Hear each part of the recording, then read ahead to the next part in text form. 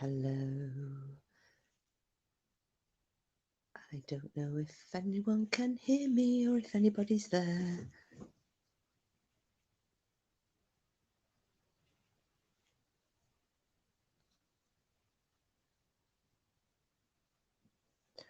Oh, I see Bedtime Clown.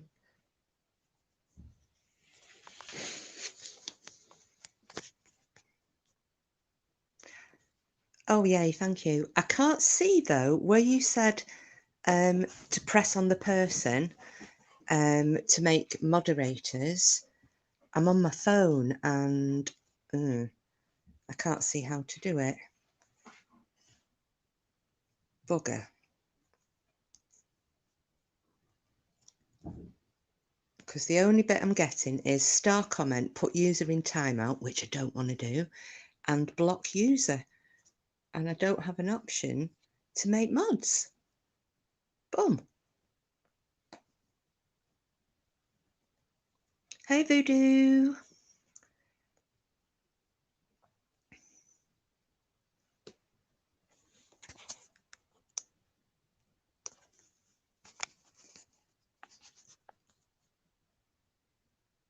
And the other weird thing is as well, I can't even hear myself. I can't hear what's getting said.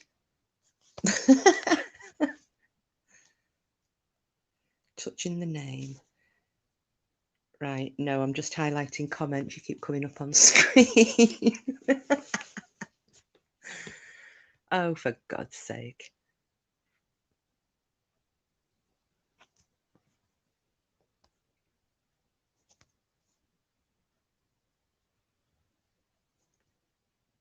All right, this isn't going as I planned. Because I know when you're a guest, you can hear the whole thing, but I cannot hear myself talking, so. Yes, I'm on an Android. Hi, Mrs. Mercury. Just having some technical issues. Let's try with Mrs. Mercury and see what happens there. No, again, I've not got the option.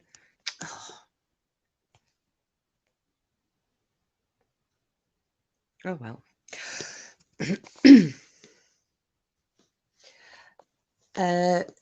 No, Voodoo. I'm actually on my phone. My tablet is flat as a flat thing, and my desktop is being a bit of an arse. So I'm actually. Oh well. Well, I suppose that I can. I'll just have to fly blind this time and hope that you guys can hear me okay, because I can't hear a damn thing that's being said. Sharon, there's my dude. And well, at least I can see what's being said, and I can see that there are 8 people watching or in chat. So I'll just rattle away, and I've got the chat up on my phone, and I've also got it up on my telly screen. So hopefully I'll not miss anything. Yeah, I can see you typing fast, Voodoo. Right, so hello and welcome to my very first ever live stream on my own. And I did put a couple of comments in the chat earlier, and this was really because, like most of us, I don't have a way of connecting with you guys, and vice versa. You know, and we've got a really good, I'm not going to say a community, I'm going to say a family. We've got a really good family of people who, you know, we all get on. We really enjoy each other's company. You know, and I laugh till I cry sometimes in Bam's live chats. I think you're all great. And obviously, because she's absent at the moment, we're just not getting a chance to connect. And the only other person that I know of that's doing this is Bedtime and Voodoo. And obviously, because they're on the other side of the pond, I've only managed to catch 2 lives. And that's only been because I've been freezing my arse off over here, because my heating's packed in, and so, you know, we're missing basically the Brit side of things. So I thought, well, people like Shazza, me dude there, Mrs. Mercury, Linda, Woe Lisa, Lulu, and sorry if I've missed everybody else out, but you know, the people, oh, Fingal as well, people on this side of the pond, we've just not seen each other. We might see passing comments in other streams, but that's been it. So that's why I'm doing it. It's not to pinch views, it's not to pinch subs. I'm quite happy not being a creator, but I think if there are at least two of us on different sides of the pond holding the fort for Bam until she comes back, then it's all good. And if anybody's listening who objects to that, I don't really care, because it's my channel, it's my party, and Bam is my friend. And most of the people who are going to come in here, she's their friend too. So if we miss her, we're going to talk about her, and we're going to get together on whoever's channel and be the same friends that we've always been. If you don't like it, there's the door. Ta-da. Oh, yay, Green Eyes is here too. Hi, babes. Just spotted her coming in. So that was my main thing, first of all, was just to say why I'm doing this. Even if I'm not chatting away, if you guys are all rattling off to each other in the chat and catching up, that's great. Oh, hi, Denny and Linda. Great to see you. Thank you guys for coming in. Oh, I love seeing that bedside. Oh, and there goes Cooper. Welcome to my dog. Sorry, we've had this all day. Somebody's daring to walk through the village. So I am sorry about the yapping. I was just going to say, it's lovely seeing that, you know, people, you've missed everybody. And yeah, so yeah, how you can, enough. Anyway, so I tried to jot down a few things because I'm totally unprepared for doing any form of a live chat. I'm not as organised as our BAM. I'm not as organised as Bedtime and Voodoo. So I thought, what am I going to talk about? Shizzle.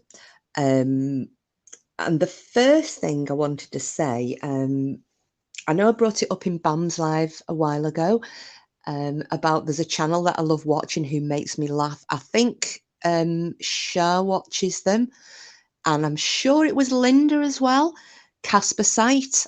I'm going to give him a shout out because I love this guy. He is over here in the UK. His excuse me, his name is Ben, and he does reaction videos to paranormal videos, so things like Nuke's Top 5 and Twin Paranormal and so on and so forth. And I love watching him. He's absolutely hilarious. He's one of the funniest feckers I've ever listened to. I put him on, I've got tears running down my face. Excuse me, I'm so sorry, my throat's going here. So I'm going to give a shout out to Casper Sight. And if anybody wants to watch him, please do. He's got thousands and thousands of followers, but he's not, you know, he's a really down-to-earth guy, and he is hilarious. Big, tough, muscly guy, and screams like a bitch when a ghost pops up on the screen. So it'll give you plenty of laughs. And he's also a gamer. Oh yeah, it is Linda. I thought it was Linda, you and Sharon, but yeah, I think he's hilarious, especially if you watch the Bodmin Jail one. It's Casper Sight, all one word, Denny. But he hired Bodmin Jail. I think it was the back end of the summer, and he went with his mate. I think his mate's called Mace, and he was doing the filming. And they're going round in the dark. And at one point, oh God, I had to stop the video. I was laughing that hard. They're there in the dark and the filming, and Ben's facing the camera and he's looking quite scared. And Mace is filming him, and suddenly Mace goes, shh, shh. So you see the horror on Ben's face. He's like, oh, quiet, quiet, what? And Mace farted. So it just let off this ripper. And as he let it out, Ben jumped out of his skin, I mean, at this point, I'm in stitches, and he just looked at his mate and went, "You twat, you twat." So it's things like that. You think this big tough guy with all the muscles, good looking guy as well. So for those ladies who want a little bit of eye candy, feel free. But yeah, please give him a sub because he's really good, and he's a very humble guy, and he always gives shout outs to the other channels that he's doing reaction videos on.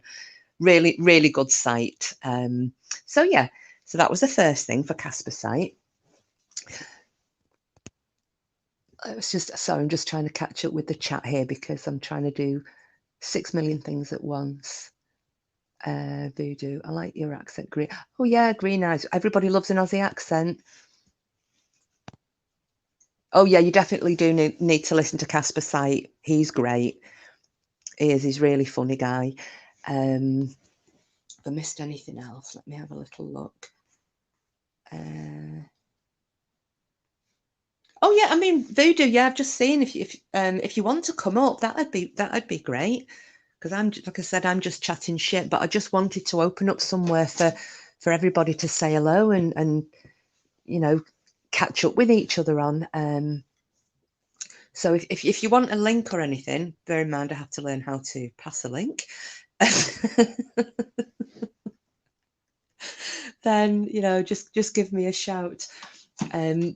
The other thing I was going to say, because we're kind of keeping on a bit of the same theme, because obviously Casper site does all the paranormal and he views those. Oh, hi Joe, welcome. So Joe's come in. It was that I know a few of you know that I read the rune stones and the tarot cards. Now, I don't do this is only my personal opinion, so I'm not going to criticize anybody else for doing it, but I have never charged, so I wouldn't charge anybody any money for a gift that I have been given for free. That's just my personal opinion. So, if people say, can you do me a tarot reading? Could you do me a reading of the runes? I'll be quite happy to get them out and, so to speak, and do a reading for them. And this is really weird because one of my friends about a fortnight ago asked, could I do them?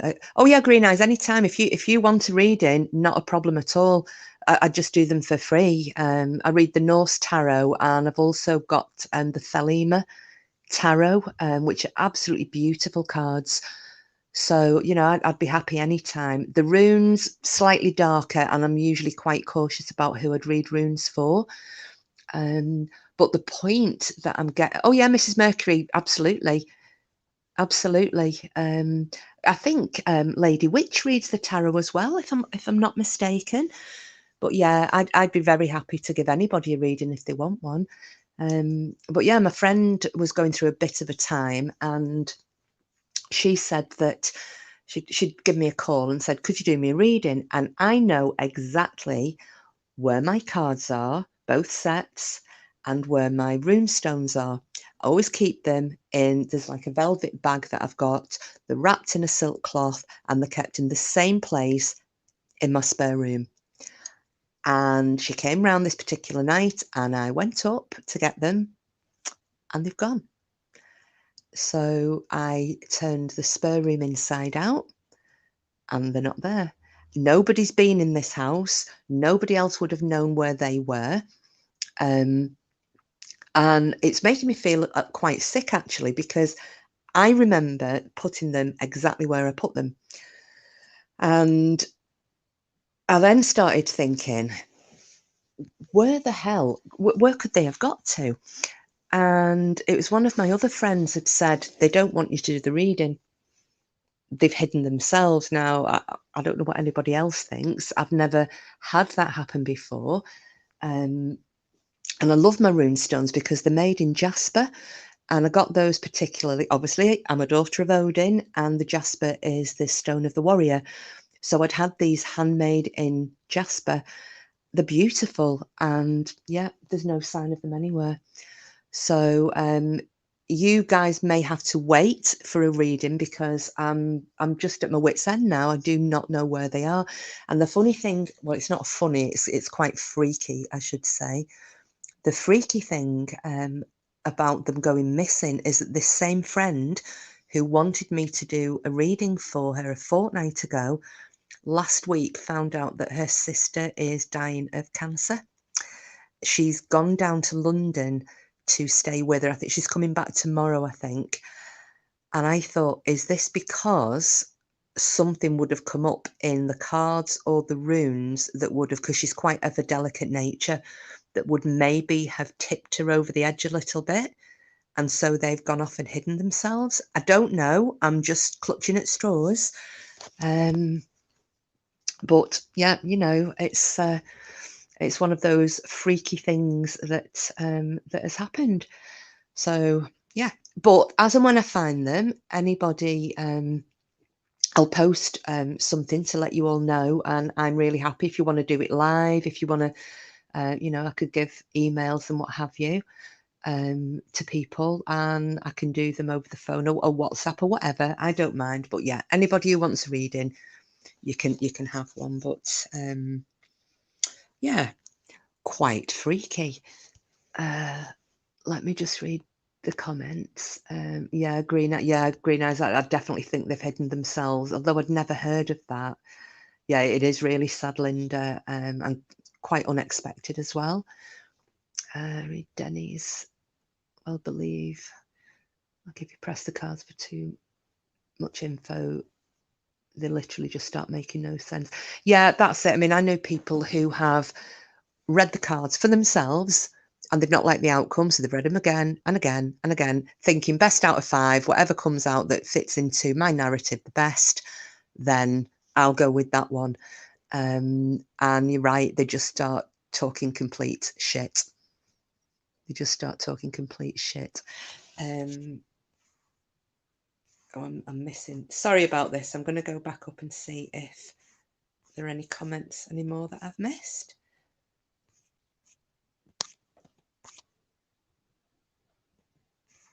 I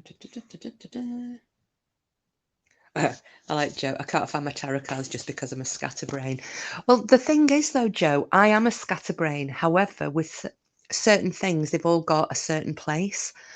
I'll always put my cards and my runes in a particular spot. I never deviate from that because I believe that they feel comfortable in a certain spot, just the way I was brought up. But they have their spot and that's where they'll stay.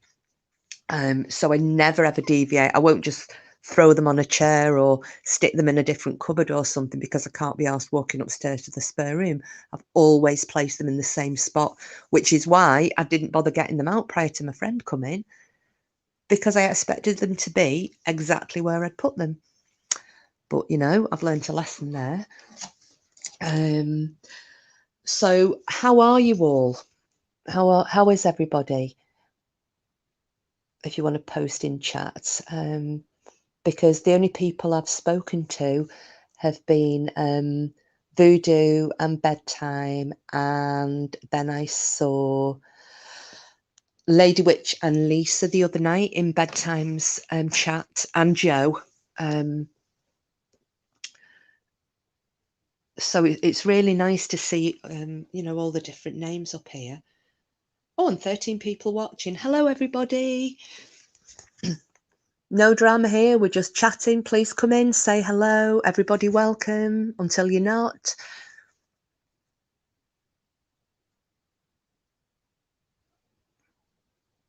Yeah, you're right, Joe. The cards really didn't want to be read. But it's the fact that the runes have gone as well. I mean, as I said, rune stones, I'll be very careful about who I would read those for, because the interpretations can be pretty dark. So yeah, but the fact that they've gone as well, we have missed each other so much. It's not the same. You're right, Green Eyes. It's and bless both Bedtime and Voodoo. They've been really doing, coming online, and I know it's probably been a better time for you down in Oz, but You know, it's really great that we've still got somewhere to go into, but I just feel like a bit of a lost soul at the moment. I would start singing "Wish You Were Here" by Pink Floyd, but I don't want everybody's eardrums to burst. But yeah, two lost souls swimming in a fishbowl. That's just me at the moment. And I thought if I'm feeling like that, then I'm pretty certain there'll be other people as well. Yeah, you're right. It's been keeping us sane. It is nice, Mrs. Mercury. You know, because that's the one thing, you know, it doesn't matter what anybody says. We have all come together through one particular channel.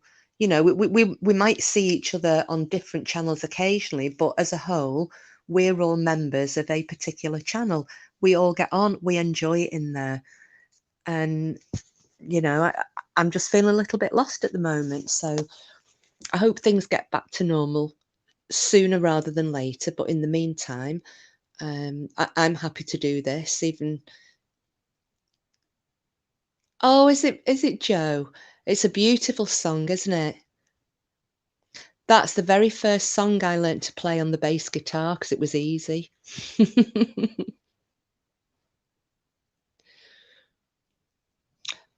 Yeah, me too, Voodoo. I hope that she's okay.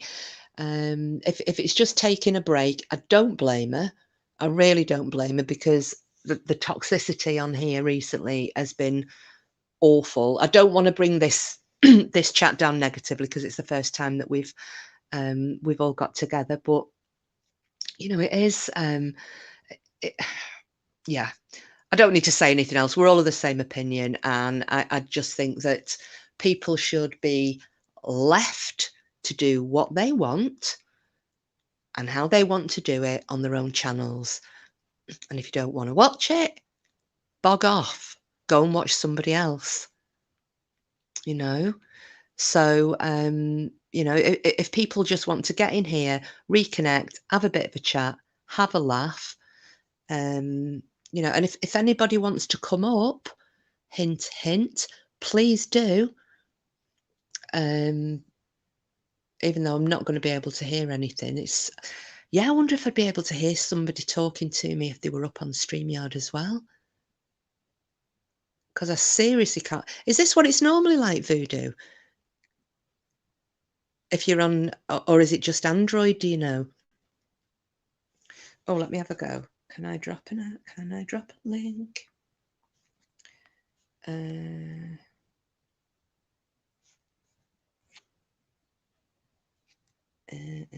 Guests. Invite a guest.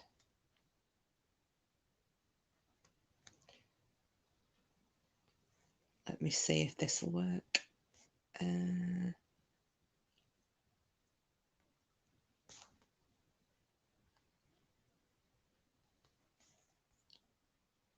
Right.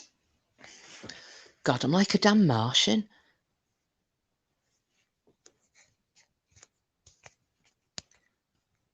I'm so sorry, everybody. I'm a real turd.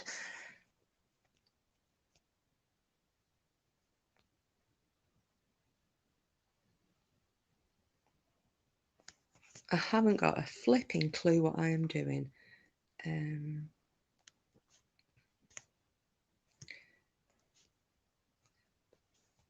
You know, so anybody, I don't know how many guests I can have, but anybody hit the link.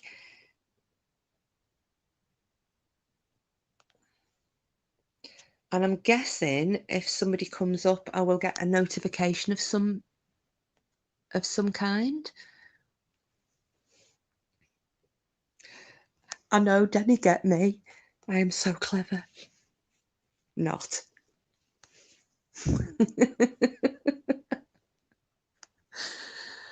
I'm sorry, I'm such a twat. It's like having a Martian round and giving him a Rubik cube. Oh, thanks, Linda. Right, it will show up as someone backstage. So I'm guessing that would be on my main screen, will it, Voodoo?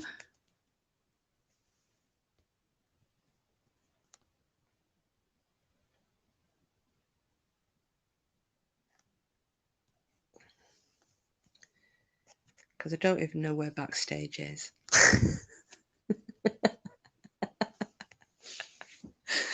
Oh, God. There'll be people who hate me listening to this going, have you heard the state of this live stream? Just waiting to come up. Voodoo, while you're going up, sweet. You are doing great. Glad we are here to pop your solo live cherry. I'm all for popping cherries, Danny.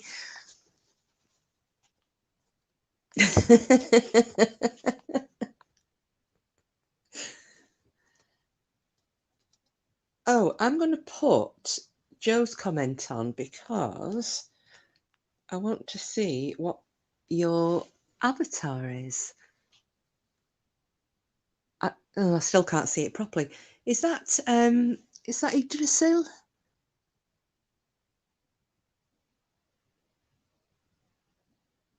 I can't see. Anyway, I had a baked potato, Sharon. If we'd all like to talk about food. Oh, Voodoo Queen. Right, let me get.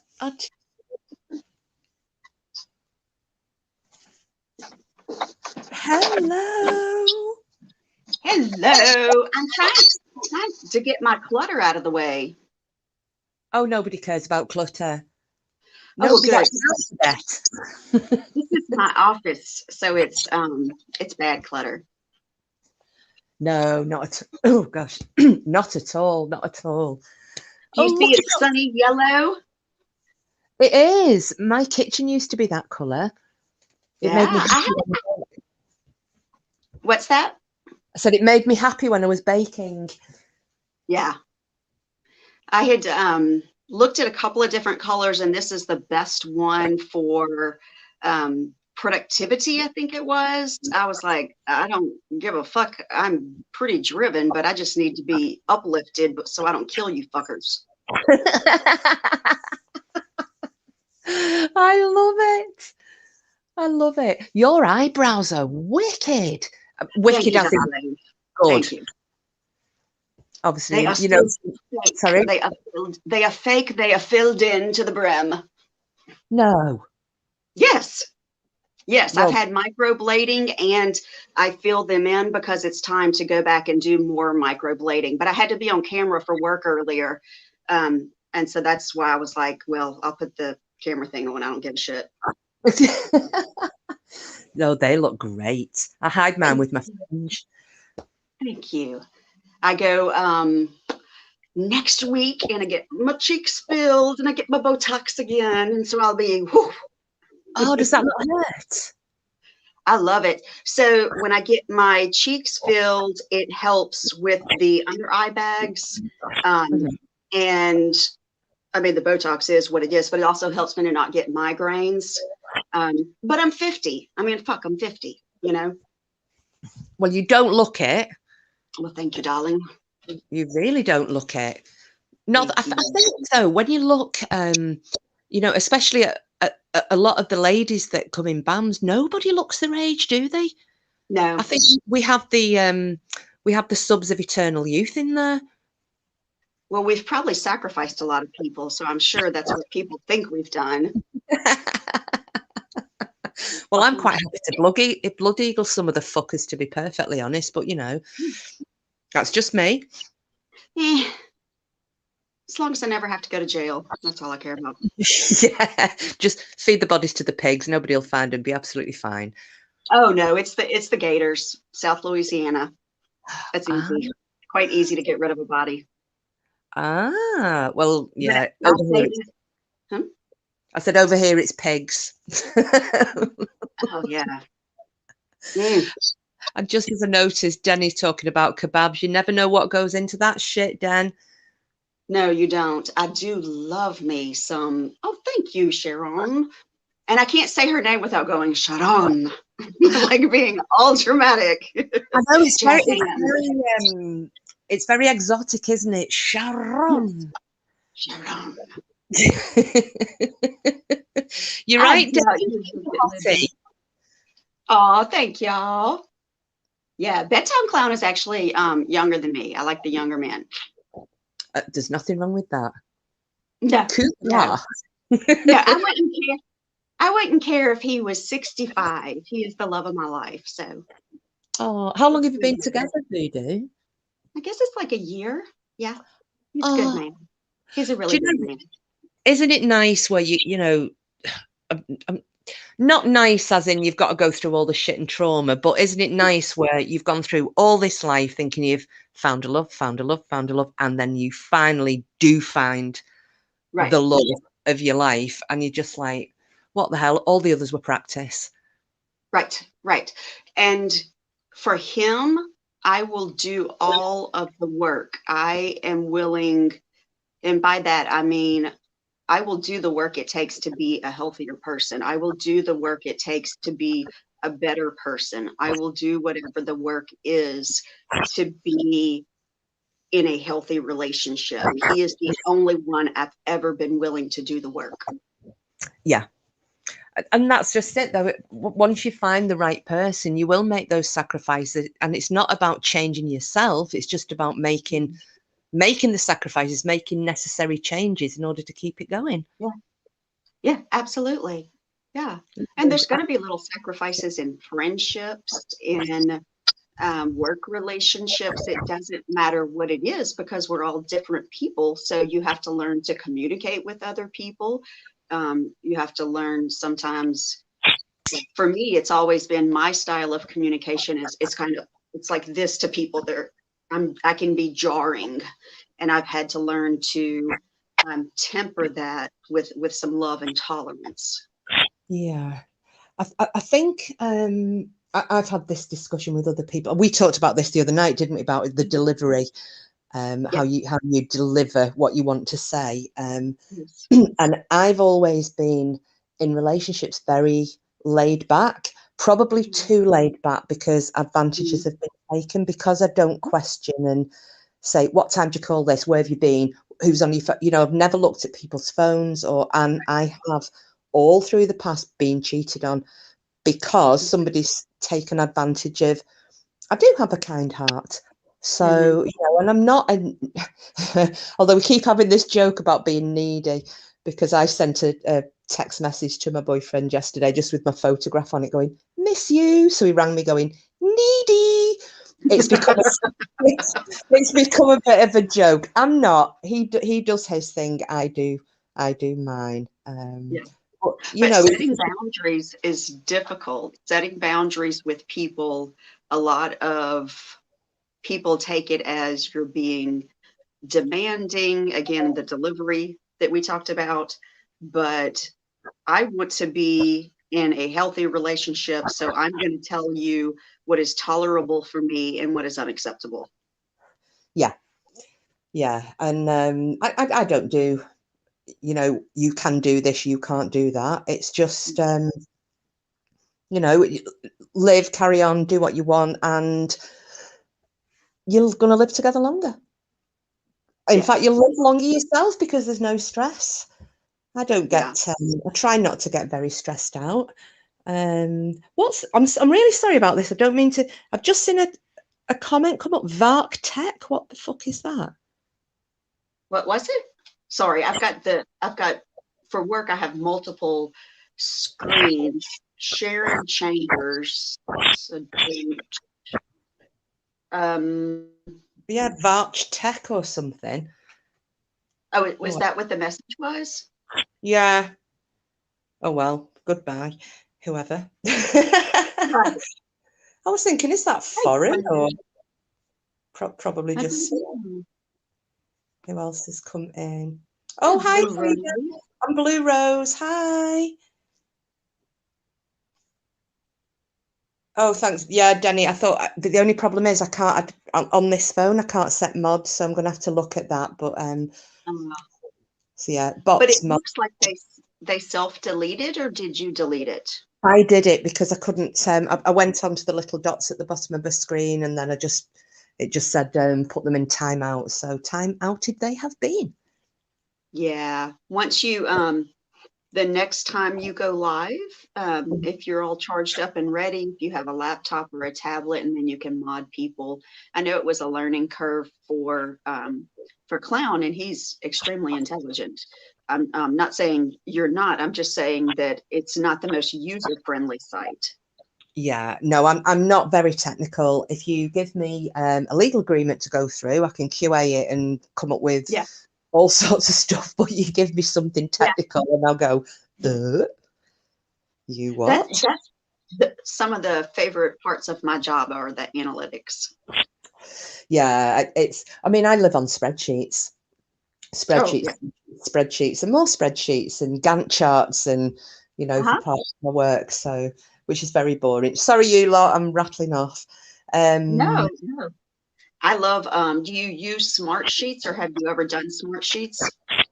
no, we're You have just. to check out that technology. It's phenomenal. It just depends if we can use it on our system, because it's Right. without giving. I'm not going to dox myself. No, no, no, But no, no, no, government don't. website. So we have particular packages that we are allowed to use, and some that we're not. Right, So we're right. basically just Windows 10, and we just got the basic Excels and Word Yeah. and and so on and I so forth. couldn't I couldn't get into the stream through my work laptop. 'Cause I wanted to because I could have the monitors because I'm pretty hyper. Um, and in fact, I've got to go pick up my ADD medicine. Um, but I wanted to be able to have my screens up here and talk to you, but my work has like the best security in the world. And so it was like, StreamYard, I don't think so. No, you're not doing that today. No. Mm. I might see if, I mean, my desktop, I've got a work laptop. It's this Dell Windows 10, but again, I won't be able to Yeah. access things like this on it because it's restricted. So I might try and get my desktop, which is as old as the hills. I think there's a hamster running around in the back of it, because the minute I fire it up, I can hear this like zzz. So yeah, I might have to upgrade at some point. It's just so much easier sitting on the sofa with a either a laptop or a tablet or your phone, because they Yeah. basically do it for you now anyway, don't they? Oh, hi, Yeah. Sinner. Welcome. Oh, do Okay. you I know have what? to walk away because I need to smoke. Okay. I just had one while I was talking to you. I don't know if you heard, although I am trying to pack in.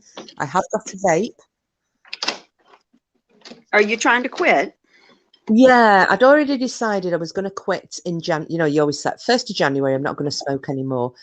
Hmm.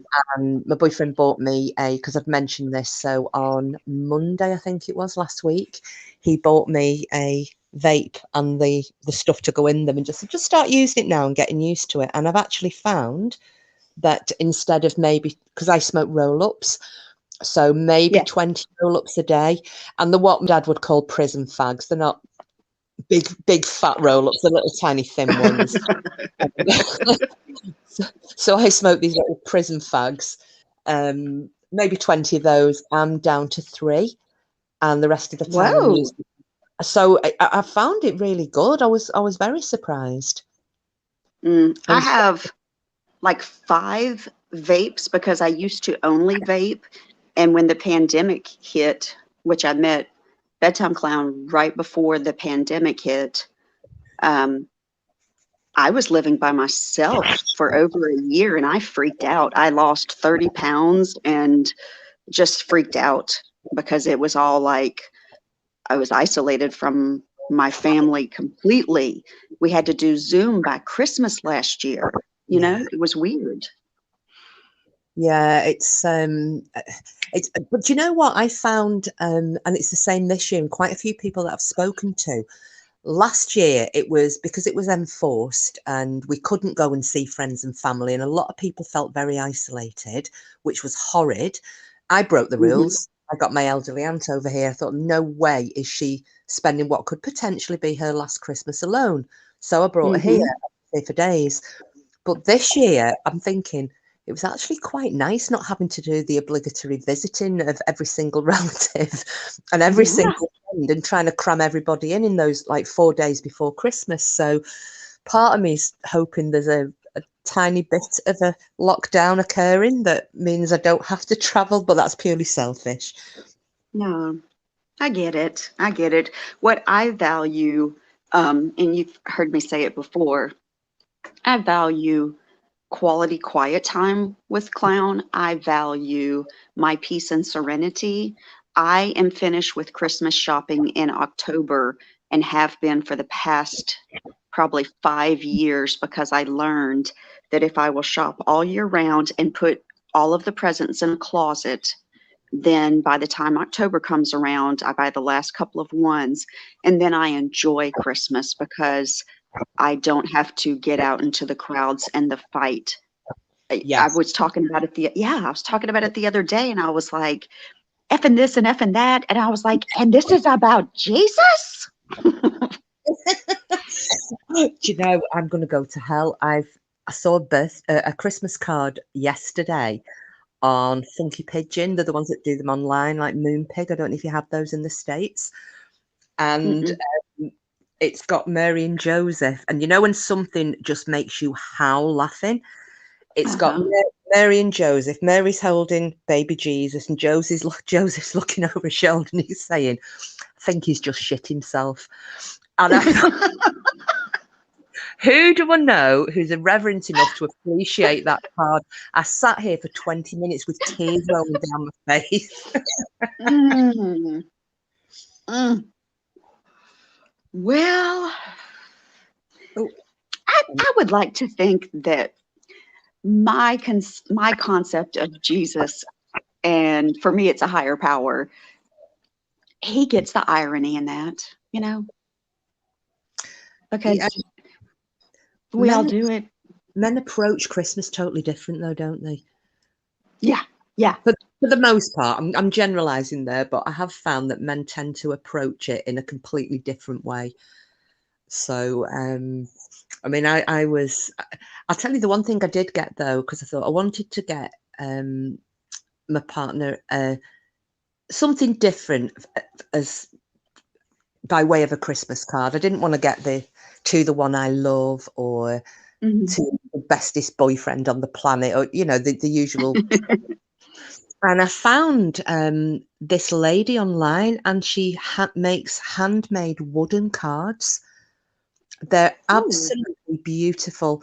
So I got him one of those. I can say it because he's already had it now. Hasn't had his Mm. present, but it was really. I mean, they're not very cheap. They're not Mhm. mega expensive either, but it was really really pretty. And I thought, yeah, he'll have not had one of those before. Ha. Yeah. So, although he was saying the other night that he'd only was it last year? He said he discovered that if he saved Christmas cards from the year before, cut the front off them and use them as gift tags, like it was a big discovery. And I went, yeah, mm, done that for years. Again, men and stuff, totally different perspective. Oh, yeah.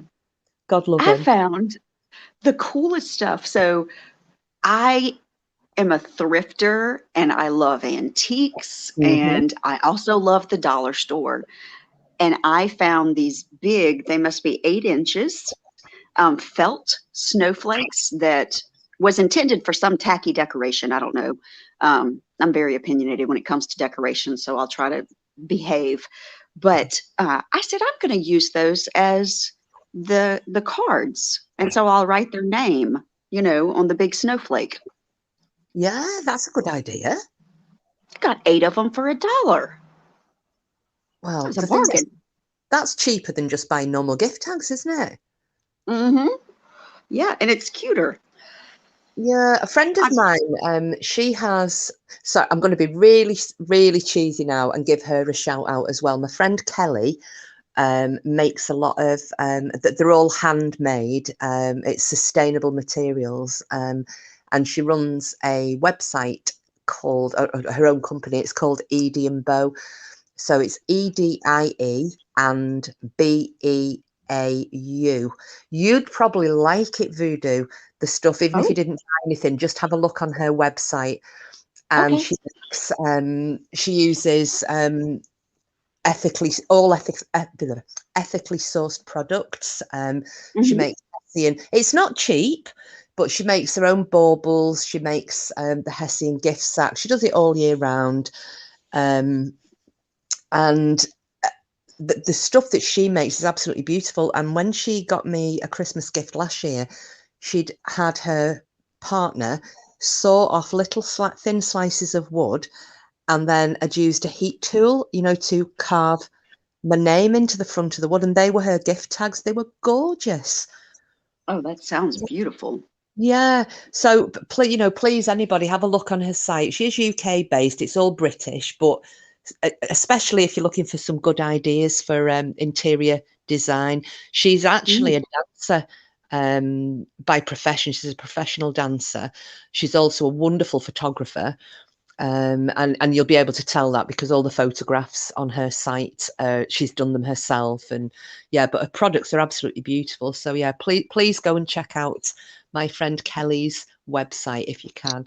I'm just laughing at Denny. She's put, it's your show, you can shout out whoever you like. Yeah. I forget. I know, but I don't like plugging things. But you know what? She's a really good friend, and she's worked so hard, and she was underpricing herself. I mean, people might look at her stuff and think, "Oh God, that's a bit dear," but everything is made by hand. She doesn't mass produce anything. Nothing's made by machine. All Nice. these baubles, everything, they're all made by hand, and she puts a lot of time and effort and love into it. And for every sale that she makes, she donates to Cumbria Wildlife Trust. So she's wanted to give back to the environment, because a lot of her dance is, I can't remember the name that she uses. Basically, it's all based around the environment and nature and the movements that she does. It's all modern dance stuff, but yeah. So Can you tell us the name of the website again? yes, it's Edie and Bo. So it's EDIE, and I think the and is the character and rather than the word. And then Beau is BEAU. Nice.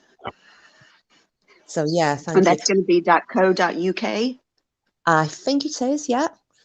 Okay. I think if you put into Google, it just comes up. I see, I'd try and get the link, but knowing me, I'll knock myself off StreamYard. So, oh, hi, Roberta, welcome. Hey, Roberta. We're just all catching up because we haven't seen each other for ages. So come on in, kick your shoes off, light a fag, tell us all what you've had for dinner. Can you see the tree now?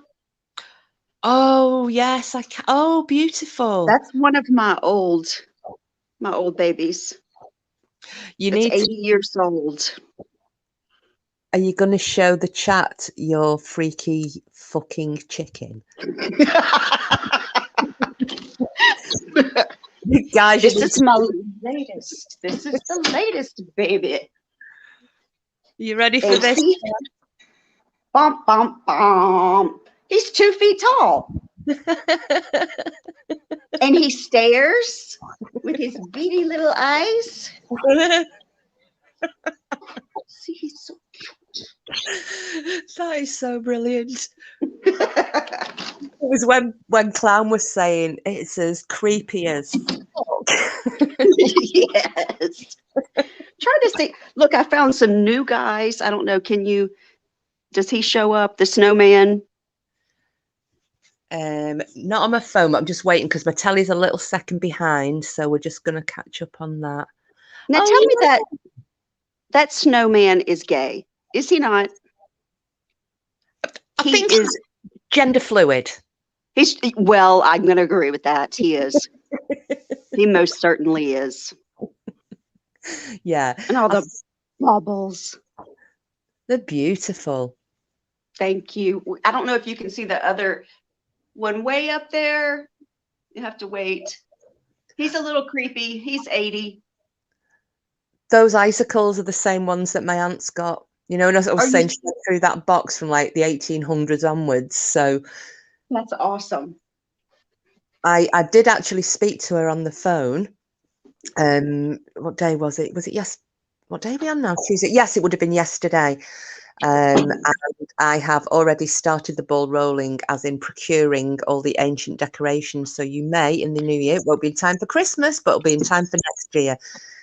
I will send them over to you, and you can have some turn of the century. That would be incredible. I'll have to find something you like here and reciprocate.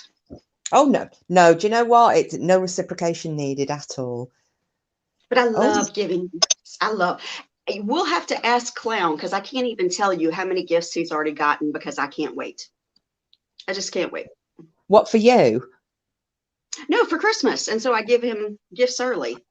Oh, right. Well, I tried to do that the other day, and I was saying, "Oh, I was going to give you one of your presents early," and he went, "No, it's for Christmas, and Christmas is like a week away, so I can wait." Wow. Now, if I'd been offered a Christmas present, I would have snatched his hand off. But we've had a limit, so the rule was we couldn't spend more than £20 per gift. Mm-hmm. So Mm-hmm. this was the limit, and then I broke it within 2 days of the limit being set. So we've had to reevaluate now. So it's like one gift is allowed to go over the 20. And I can't tell you, I've got an absolute mega bargain for him, but I can't say it because he might be watching this, and it's his main Oh present. So man. I can't give it away. Hmm. How are the rest of you getting on? Are you all Christmased out, or just What's sitting a bush sharing? turkey? I've got absolutely no idea. What is a bush turkey? I feel like I shouldn't have said it out loud. Like is it a dirty word? Sure. I've just noticed clown in the chat. It must have been when you showed your chicken. Oh my god, fuck that fucking thing.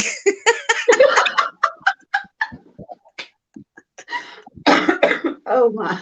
It scares shit out of both of us because I've got it out on the patio and I'm using the patio. We're remodeling the whole house. So I use the patio as kind of a staging area. There's going to be floor to ceiling bookshelves in the foyer. I've gotten the flooring put in and I've got to finish the walls and then that. So there's bookcases out there in their boxes. There's a mirror that needs to be redone. There's a chase lounge out there.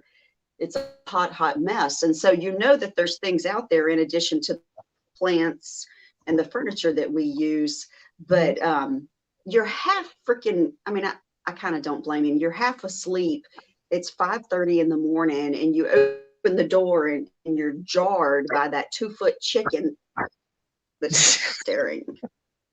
Well, I think that chicken would kind of be the star of the show if they were to make the animal version of it. That Yeah. fucker would be standing in there. Just attach a couple of red balloons to it or something. I think that's. I think Clown needs to do that. A knife in one hand and some red balloons in the other. Guys, what's really sad is that I was looking, there's a site that I go to that's like a bidding thrift store. And I was looking for old ornaments and I came across that. I did and won that. So I put effort into getting that sucker. I mean, I won't tell you how much I paid for him because you'll think I'm crazy. I had to have him. I said, "Oh, creepy chicken, I must have you. I must have you in my house." I could see there being a theme here. You know, each year you just expand on the creepy animal empire. That would be easy. My Would dog it? stares. I don't know if does Cooper do that. This is my dog. Okay, my dog.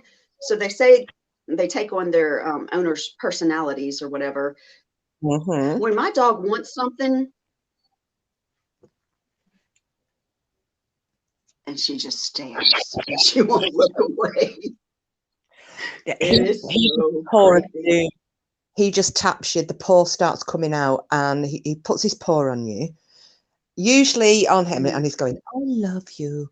That's his "I love you." But then when you don't take him on, the paw gets more frantic, and it's like paw, paw, paw, paw, paw, paw, paw, fucking paw, and he's just pat, pat, pat, pat, pat, pat, pat. And it's like he's escalated himself into the red zone in 30 seconds flat. He's got no off switch, this dog, and then it takes half an hour to calm him down just because he wants someone to look at him or give him something. So little shit. Dogs, you gotta love I've him. just had I've had the epiphany. I can't fathom that anyone that I work with could possibly also be watching, but I stupidly have my face up here. And they would be like, that's, Yeah. and we're supposed to be in a call in 5 minutes. Yeah. I mean, we're not going to have the call. The call's going to be canceled. Yeah. They better cancel it. I've been planning on canceling it. I'm totally having an oh shit moment. Oh gosh. Oh well. What is I'm just Clown trying to. saying? Let's have a look. Where is he? I want a horror movie where that chicken is the possessed evil entity. It could happen. Yeah, well, like I said, I think it should be the chicken version of it. I think I should have one for Halloween. A creepy Halloween blow mold. That won't be hard to find. Maybe I could Okay. find a cat. Okay. I can't imagine finding one for 4th of July unless, I don't know, that like they made a creepy Paul Revere. I might get that. I don't know. It might tickle my fancy. I never know. A creepy polar bear would be quite cool. I would like to see a creepy Bigfoot. Yeah, I don't think that's going to be hard. I don't think that's Yeah. hard. You know, sometimes you see some of the podcasts that go, because I do like listening to that kind of shit. So I listen to Dogman Encounters Radio and I listen to Bigfoot Encounters. And sometimes the artwork, it shows a really, because most of the time I think of Bigfoot, I think of like a benevolent, monkeyish type face. And sometimes the artwork is really evil. So I bet you could find somebody to make you one like that with fangs and I dreams.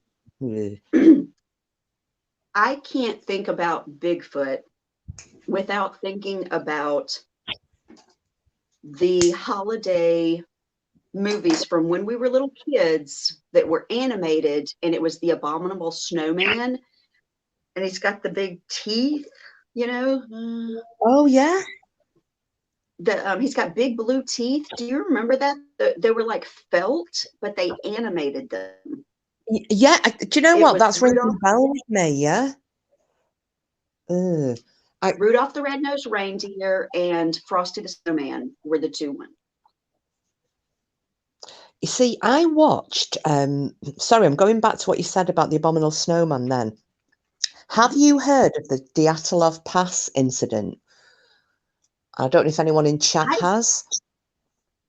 I'm pretty sure Clown told me about that. Well, there was a program. Was that the one in Russia? It was, yeah, a group of, they were cross-country, like ski hikers. I think it was in the 1950s. And Yes. basically the bodies were found in horrendous circumstances, massive mystery. There's all sorts of theories around what happened and so on and so forth. But I watched a documentary on it where there was a British filmmaker and he went over to Russia, got a Russian interpreter. Excuse me. If I can find the link, I'll post it after this live's finished and I'll post it in the comments because it's well worth a watch. And he went over there and they interviewed some of the family and friends of the people who'd been murdered and so on. And then they ended up in this village, very weird village, which was some native Ural dwellers. So I presume they would be very similar to, you know, like are you allowed to say Eskimo? I'm really sorry if I'm offending anyone. Yeah. I don't know if you, are we allowed to say that? There's so many things you can't say anymore. Yeah, like I'm sorry to interrupt you, sweetie. You make me go work. I've got to go camera up for this crap. No problem. Thank you so much for coming. All right. I will talk with you later. I'll be in chat in about 30 minutes. Okay. Thanks, Voodoo. Thank you, sweetheart. All right, sweetie. Bye-bye. Bye.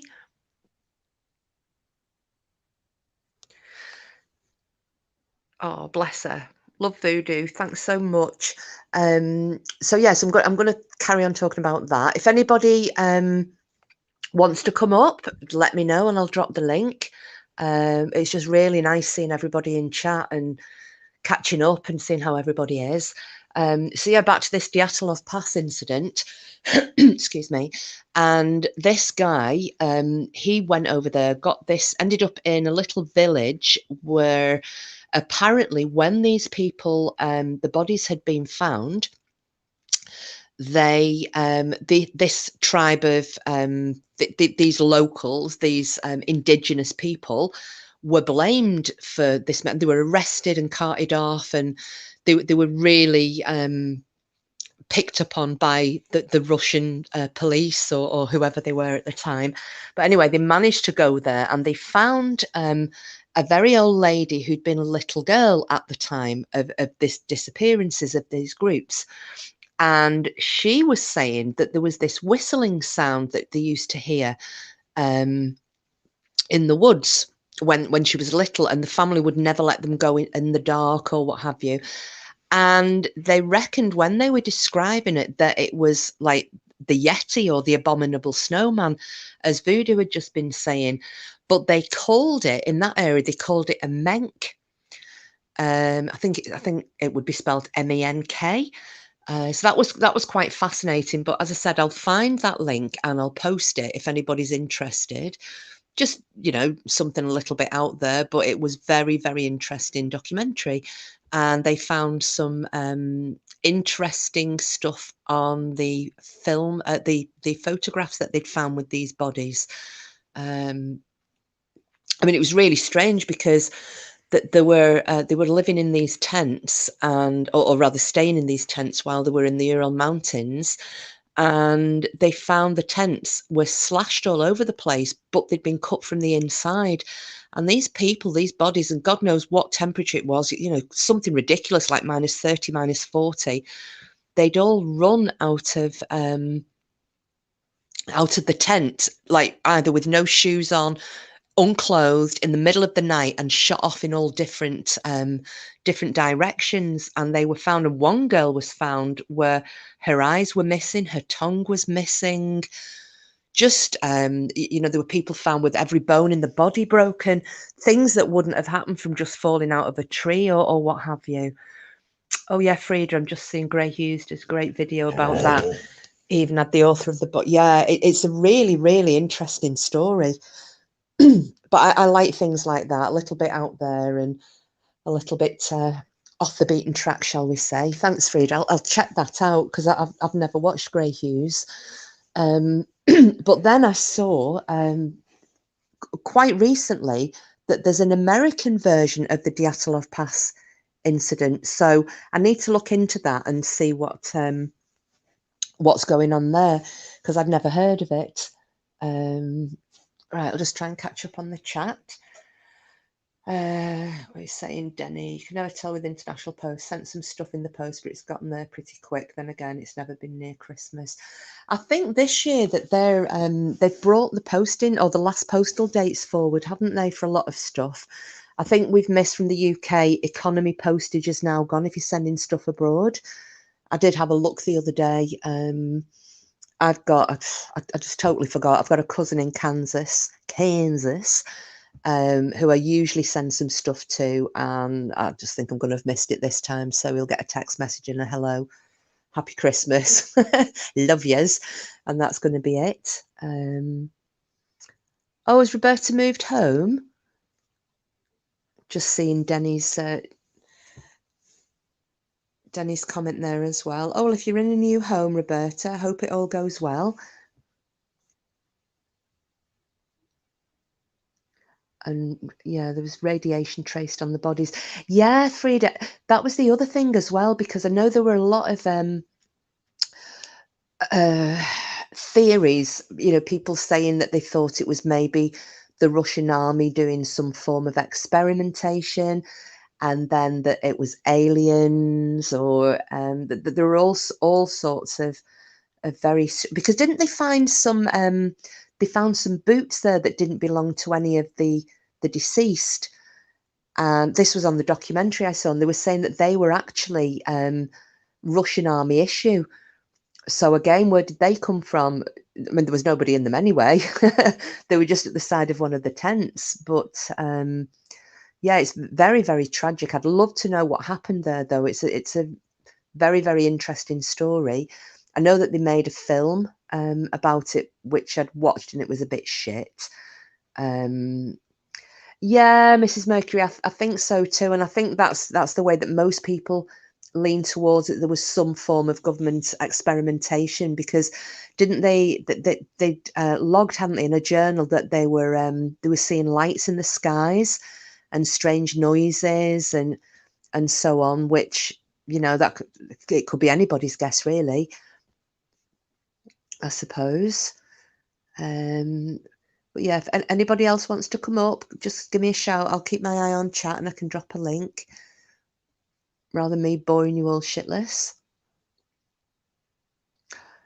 Oh, thanks, Frida. Yeah, I'll check that out after this, especially if he's got the photographs as well, because the photos are quite harrowing. I've seen some. But yeah, that's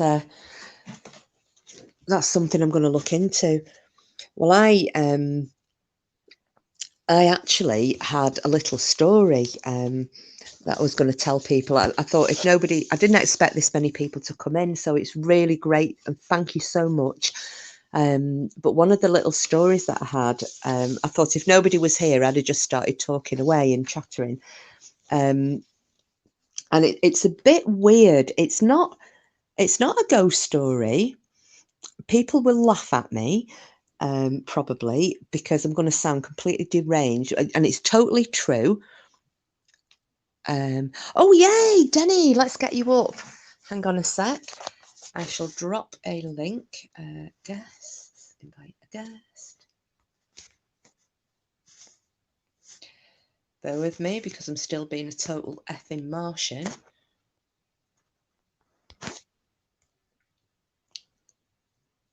There we go. Link in the chat.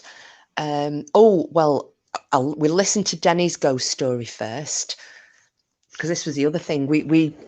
I think we were all on a bit of a downer, weren't we, over Halloween, and yeah.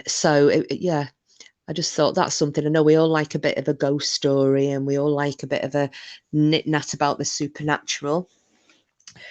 It gets the blood rushing. Pardon me. And as I said, the story I'll tell you in a bit, it's not a ghost story. It's a very weird story. Just while we're waiting for Denny, I'll give you a bit of the background. And it happened up in Scotland. And as most of you know, my dad lives up in the northwest of Scotland in a tiny fishing village. So what happened to me happened in that area a few years ago. So I will tell you about that later. Oh, here we go. Onto the screen. Hello. Hello, sweetheart. Hello, my love. How are you? I'm absolutely fine. I love your accent. Oh, thank you. What do I sound? I've had a cough. Okay, so if I do sound a bit weird, and if I do cough, excuse me first and foremost. We've had a cough for like 3 weeks. It's not COVID though, so so there I go. Yeah, I'm doing the same. You've heard me having to keep clearing my throat. Are you in Essex by any chance? See, that's I actually feel a little bit offended, KMA. I Oh, feel a no. little bit offended. No, you're not wrong. We're next doors, so Kent. Oh, yeah, the posh bit. So you're not far off at all. It literally is the next county. Oh, you sound very similar to one of my best friends, and she lives in Chigwell. In Chigwell, that's London, isn't it? Well, Isn't it? Essex. Oh, It's that's near. Essex. It's like Loughton. I think it's called. She's just literally 2 streets down from there, not far from Epping. Epping, yeah. No, I've driven to Epping once years back to go and see a friend. So yeah, I don't know the area well, but I did drive there. Yeah, she's. I think it's where. Do you remember? Was it Birds of a Feather with the 2 Cockneys who went to live in? One of them Yeah, was Sharon. Yeah, Pauline. What's her face? And Work. Sharon, wasn't it? Is that Yeah. where they're from? Yeah. Well, that's where it was set. Where they lived in the big house, and it was in Chigwell. So whenever, Oh yeah, that's right. but that's my. She was originally from the East End. And God love her, I think she's brilliant, but she's as rough as ourselves. She's a proper East End girl, so she moved into Bigwell and will take no shit off any of the neighbours. She actually was the first person I ever knew to get an ASBO, because, No way. yeah, seriously, there's, I mean, she's and she wasn't a child. She's an adult, you mean? adult, yeah. Shit. She runs a chain of businesses, a huge house, swimming pool, the whole lot. She was out in the garden, floating around on a lilo, I think that's what you call them, in the swimming pool.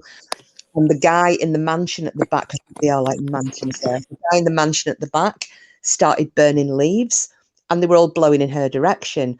So apparently, I got the phone call 2 days later, and I was howling laughing. She apparently got up, went over to the fence and said, "Can you put the fire out? Because 1, my washing's out, 2, all the windows and doors are open in my house, and 3, I'm trying to sunbathe."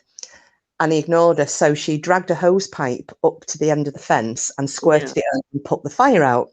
Yeah, So nice. standing up on the fence, the guy pushed her and she went back off the fence. And as she came in, she had her son's cricket bat with her and whacked him round the side of the head with the cricket bat. Knocked him out cold, and then the next minute the police around and she got an ASBO. So shit. That escalated fucking quick, didn't it? Oh my gosh. No, there's no escalation with Tina. It's literally calm, bang, gone. Don't mess with that one. So tell me the ghost story, please. Well, the ghost story. Okay, so it's a tiny bit lengthy. Is that okay? Did you want to tell your one first, Kiss My Axe, or no? Please carry on. It's great right. having well, you here. May I just say hello to everyone in the chat? Obviously, I've said hi in writing, but obviously verbally, hi to everybody. Thank you to you, Kiss My Axe, for doing this. It's really great to be able to catch up with everybody. As we've said, we've been a bit floating in space, haven't we? We've all been like, but it's all good, you know. It's all just concurring with what you've said initially, Kiss My Axe. So anyway, I've digressed. And I'll tell my ghost story. All right, are you guys ready? Ooh. Well, I think it's not your typical ghost story. It's a bit weird, but anyway, this is as it happened. So quite a few years back, I'd say probably about 12 years back, when we lived in Kent. So just for the record, I live in Somerset now in England, and we've lived here for 5 years. But we moved here 5 years ago, basically. So when we lived in Kent, as many of us do down there, you just grab a train and go to London. We've spent tons of time in London. Anyways, so I've got 3 sons, but back when we just had the 2 boys, when they were younger, we went to London. We had a week away in London, right? Mm-hmm. The boys were only younger. They must have been 2 and 3, something like that. So they absolutely adored going on the tubes, obviously, because it's trains, isn't it? So to occupy them a couple of days or a couple of afternoons, we would just get on the tube and we would just travel from one end of the line to the other and go and see all the stations. So we'd make a few hour trip out of it anyway. So we're on the tube one day. Now, those of you that who've been on the tube will be able to imagine what I'm saying. They're not dissimilar from the metro and stuff like that in New York, or, you know, it's just a tube car. Anyway, so I'm stood in the middle part of the tube car where the doors, I've got a door either side of me, and I'm looking down and there's like a seated area. That's where my husband and my 2 boys, they were sort of sat down there. So there's a little bit of a distance between us, right? Mm-hmm. Anyway, so the boys are mucking around. Obviously, you can imagine, guys, 2 young boys. They're lovely. They're older now, but fuck, the energy of boys, they were just oh mate, Kiss My Axe, they were just being little shits, if I'm honest, right? So I'm stood there in the middle bit and I'm sort of, you know, the mum hiss where you're like, be quiet, you know, wait till we get, you know, I'm really trying to tell them without freaking out, you know, sit down, behave, like be good. And they're just having a right whale of a time anyway. The tube stops at one of the stations, and this lady jumps on. She didn't jump on, she walked on. Now, as I said, I was stood holding that middle bar. So Yeah. I'm right by the door. So it's probably 2 steps, and she was right next to me. Now I'm quite short. She was shorter than me. I can still see what she's wearing now. So she had like a hat on. She was a coloured lady. Not that I'm racist, just for context reasons. And she stood right next to me, right, held on, and she put her hand below the bar where I was stood, holding on. Door shut. We carry on. The journey carries on. Now, again, I'll say, any of you that's been on the tube, you know, it's bloody loud down there. Yeah. You can't really hear a lot. It's, you know, you're underground. So the boys are still, so this woman's got, and the boys are still pissing around, right? I'm getting anxious. I'm getting a bit, because you've got people around, and I'm sort of saying to the boys, look, just sit down, guys, just sit down. And then this woman says to me, she just sort of motions to me, and she said, don't worry about it. She said, just let them play, right? So I said, all right. She's an older lady. I said, okay, no worries. Anyway, so the carriage is rumbling along. And she was talking to me. I don't know if anyone else has been in this situation where you can't quite hear someone, but you're so embarrassed to sort of stop and say, I can't hear you. You try your best just to carry on being there in the conversation. Do you know what I mean? Yes. So she's talking to me, right? And I can't hear a fucking word, kiss my ex. And I can still see the kids kicking off a bit in the background. But so she's talking to me. I can't hear her. Then she'll sort of look at the kids and she'd say to me, don't worry, just let them play. Let them play. Right. Then she'd carry on talking and I still couldn't hear her. Right. So I'm sort of just straining to hear her. Anyway, comes to the next stop. This little lady says goodbye. You know, I feel quite enamoured to have spoken to her. I had a real sense that she was quite a worldly person. Yeah. She gets off the tube. That's that. I've calmed down a bit actually, and funnily enough, the boys are now behaving, so it's kind of cool. But bearing in mind, I still haven't stepped into that end bit of the carriage where the family were. Right. So I sit down. I think I said a few words to Lloyd. I said, "Oh, that lady was nice." And he just sort of nodded, and because the kids were still going on. Anyway, we get off. We finish our trip in London. We come home. At the time, my sister back in Kent, we would go to like the spiritualist church. I don't. You've probably done that, Kia. I'm so sorry to batter on. I'm not talking too much, am I? No, no, I'm No. enjoying it. No, Please. good. All right, good. So we would go to the spiritualist church. So you can go to like spiritualist groups and stuff, and we did all that. But this was like a church, so you'd do like you'd sing hymns, and then at the end, a clairvoyant would come out. Now, I never got picked for this stuff. Nobody ever picked me out, gave me a reading. I'm cool with that. My sister mostly loved it, and I was there to sort of support her.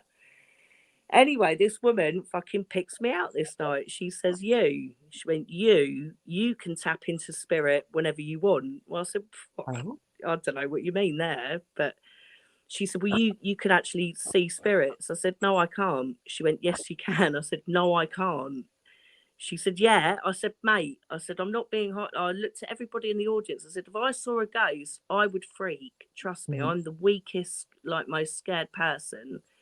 She said, no, because they're not ghosts like what you think. She said, they look like you or me. You probably wouldn't know that you were talking to a ghost, right? Because they're not like what you've seen it's not Nightmare on Elm Street.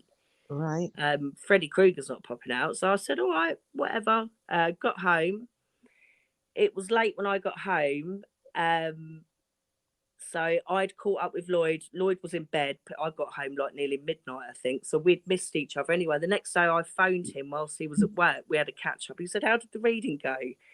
I said, oh, well, I got picked for once. I said, but she come out of a load of shit that I can see spirit.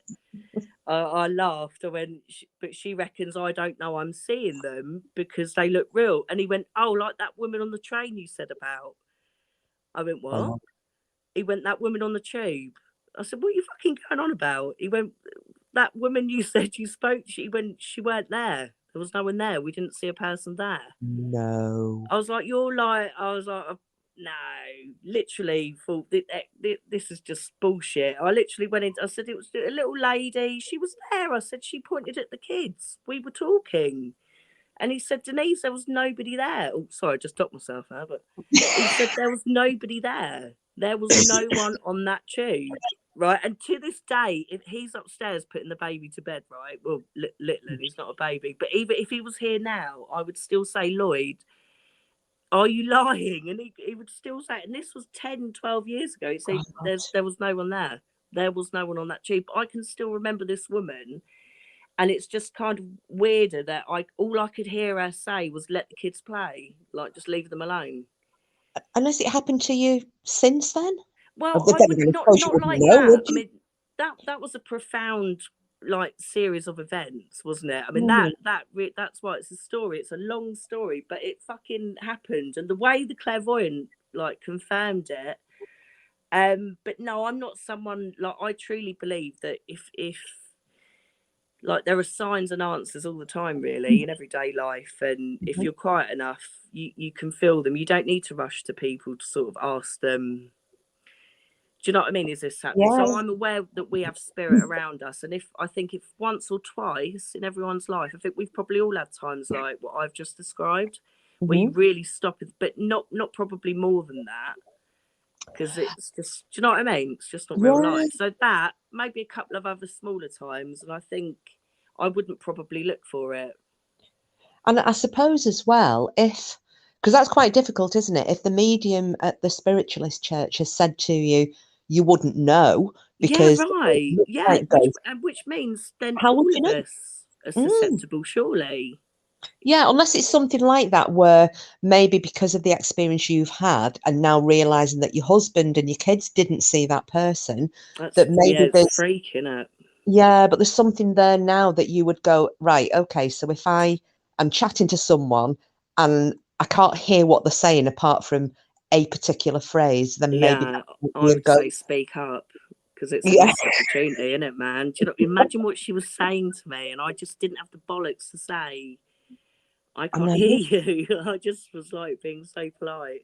Well, he'd be gutted as shit if she was trying to give you the lottery numbers for Friday. Do you know what I mean, mate? She might have been fucking, do you know what I mean? Revealing. Yeah, I was just, sorry, Lloyd's here, my husband. So I was just telling them about the lady on the tube. Yeah, the one you told me that you saw on the tube. The lady, well, so I don't know. It's just still weird to me, but yeah, it's strange. So, Kiss Wax, I'm so sorry to everyone if I've like drowned you or killed you with my constant voice. But what was the story you was going to say? Well, mine, pardon me, it's not, God, listen, Danny, that they've been listening to me rattling on for the last hour and a half, so it's a nice reprieve having somebody else on. That's lovely, bless you. Thanks, Kiss My Ex. No, I love your accent. It's just very homely to me because of me being used to my friends and what have you. That's so, good. And I'm I'm glad I don't sound totally Somerset. I mean, I will just say, look, if you've seen the film Hot Fuzz, I mean, it's no lie, but they're not acting down here. You know, they mean it. I know. I've got a friend. I've got a friend who came from that area, and now she lives in Bristol, which is even worse. So, but yeah, when Hot Fuzz came out, every time they went no, I'd be ringing Frida because her name's Frida, and I'd be ringing her up, going, "Mate, no." She's going, oh, "Fuck off! You've watched Hot Fuzz, haven't you?" So, no, it's so mine. It's not, as I said, it's not a ghost story. It's just something very, very freaky. Which and yeah, sorry, thank you very much for sharing that story, and I'm sure everybody really enjoyed listening to that. You're welcome. I hope so. I hope I didn't. I hope you're. Am I going to pop back on chat and it's gone down to one viewer? If so, no. I'm sorry. It's actually gone up. We were on 11 and now we're on 14, so you're drawing them in. Stay the fuck up. Excellent. Cool. Well, thanks, guys. But go on then. All right, so it's not, you were saying it's not a ghost story. What is it? Just a weird, coincidental sort of situation? It's something weird, and it was quite, it was a bit humorous in parts as well. But so, as I was saying just prior to you coming up, so I was born up in the far north of Scotland. My dad still lives there. It's a very small, I'm not going to dox my daddy, but it's a very small rural fishing-y type area. Yeah. And you can see over to the islands from, from the beach and what have you. And of an evening in the summer, it's very popular for everybody, locals and tourists alike, to walk down onto the beach, to watch the sunset over the islands because you get some of the craziest, most beautiful colours there. Mm. You know, like you would expect to see in Australia or the Caribbean, the purples and blues and really vivid, absolutely beautiful. So quite a few years ago, I was seeing this guy, and my dad had decided he wanted everybody to go up there and visit, and he'd never met this guy I was seeing before. So I said, well, you know, would you like to come up to my dad's and you meet my brothers and, you know, aunties, uncles, cousins? We're just having a big family get together in the August. And he went, yeah. And my dad, in his wisdom, decided we were all going to camp. So, Just like, randomly. yeah, we're not going to Camping. stay at his house. We're going to camp half a mile away from his house in a Oh, field. fuck. So it was crazy. Long story short, you know, every night we were having fires, we were having sing-alongs with the That guitar. sounds bloody cozy, yeah. Sisters, rats, great time. And this particular night didn't help because my dad hated this lad I was seeing on site and was trying to be polite, but he was like, he's a knob. He's a knob. My brothers didn't like him either. Anyway, that's another story. So this particular night, we decided, my dad said, let's all go to the beach for sunset, watch the sunset over the islands, come back, and then we'll get a fire lit and we'll, you know, cook some stuff and have a sing-along. So probably about 3/4 of an hour to an hour prior to sunset, we all walked down from where we were camping, and it involved going across a field, through a little wooden gate. You then walk down a bit of a sandy path, over a tiny wooden bridge. There was a burn that ran, a stream that ran underneath it. You then walked through some woodland, probably for half a mile, came out onto the sand dunes, and from there you could either go down onto the beach or stand on the sand dunes and look straight across to the islands. Yeah. So that's what we all did as a big group. We went down and we're watching, we're taking photographs, and me and this lad I was seeing were having a few words. And I thought, don't want my dad to be listening to this because he already thinks he's a prick. Yeah, So he'll rip his face off. oh So. yeah, it would any excuse, Yeah. you know. So I just said, we'll catch up with you all. So they all set off back walking. We stayed there for a little while, probably only 5 minutes or so. We can hear the voices disappearing, and at this point, it's suddenly going quite dark. So I said, right, okay, let's head back, whatever, knobhead. So we came off the sand dunes, started walking back through the woods. And as we're coming through, so there was still daylight outside, but as we got into the woodland, it went dark because of the, you know, the number of trees and the leaves and what have you. And I was absolutely fine because I've walked around there all my life in the dark. It's never bothered me. And at one point, I think I mentioned this on one of Bam's lives a while ago, there's this huge boulder that is at the side of the path. Now, it obviously was dropped there during, you know, one of the glacial movements. It doesn't belong there. It's not like any other stone. It's probably 10 to 15 feet in diameter. It's absolutely huge. And there are pagan symbols carved on the front of it.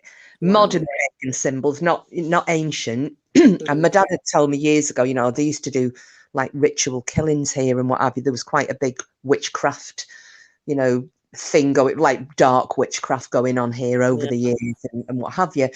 But it had never ever bothered me. So as we come past it, and I'm slightly in front of this guy, suddenly every single hair on my arms, my head, the back of my neck, my legs, was standing on edge. And I'm thinking, I don't feel very comfortable here. And you know, you start looking over your shoulder. Yeah, man, I know exactly what you're saying. Yeah. Looked back over my shoulder, and I just caught a shadow moving behind this rock. Now we're talking 10 to 15 foot in height. This shadow was the same height, and it just went behind the rock. Mate, I would have booked it out of there quicker than you could have said. Okay. Now, bear in mind, I'm at this moment wearing flip-flops. Oh, shit. Oh, yeah. So I'm going, right. And I'm trying to walk quicker. And he's going, what's up with you? And I'm going, he's going to think I'm a knob.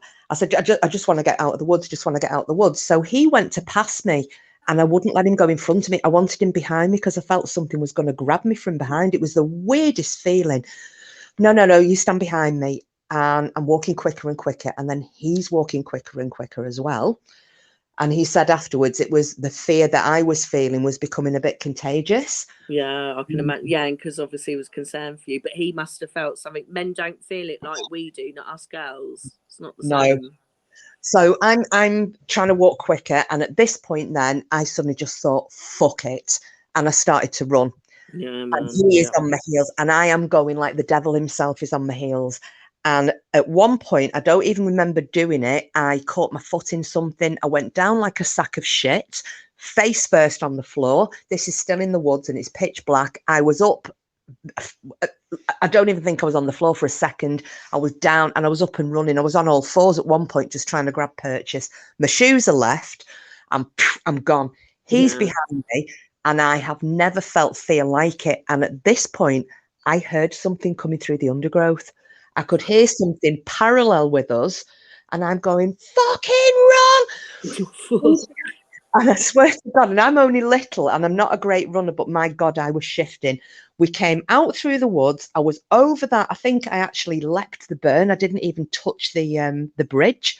I burst through the gate into the field. I'm peeling up the field and everyone's at the top end because there's a bit of a brow as you went up and all the tents were up the top. Yeah. And I'm screaming, Dad! My brother is coming from the toilet block, which was to the right-hand side. And all I saw out the corner of my eye, well, now my brother's 6'4", he is coming across the field like an absolute maniac, Yeah. straight hold of my ex-boyfriend, round the throat. I'm at my dad's at this point, screaming and shaking. And what I didn't realise was as I'd hit the floor, I'd bursted my nose and my lip. So all my brother had seen was me coming peeling out of this gate, screaming for my dad with blood pouring down my face. Thought this guy had taken a swing at me. He's beating the shit out of him near this gate. Shit. And then I'm like, no, he's done nothing. Anyway, I'm getting myself all worked up thinking about it because it was so frightening. That sounds like the most stressful situation. And of course, as you're running back, you're in pure fucking fright and not even like imagining what they're thinking. No, it's and I didn't even realise I was caught. I mean, I've got a lovely scar on my face from where I hit the floor. I had to have stitches in it. Not many, but I had to have stitches in it. That's how badly I'd hit the floor and didn't even realise I'd done it. That's adrenaline, Anyway. isn't it? Isn't it funny? And like you said, you jumped that, you hopped that burn. You didn't even touch. You probably wouldn't have been able to do that if you'd been practicing all day. It's the adrenaline. No. Well, that's it. I mean, I'm 5'2". I've got a 27-inch inside leg. I'm a short arse, Duck's disease. That would probably, I would say, from bank to bank on that burn was maybe 6 foot. I couldn't do that, but I did. No. Literally straight over. So anyway, I'm trying to explain to my dad what had gone on, and my dad's just giving me this look and not really saying anything.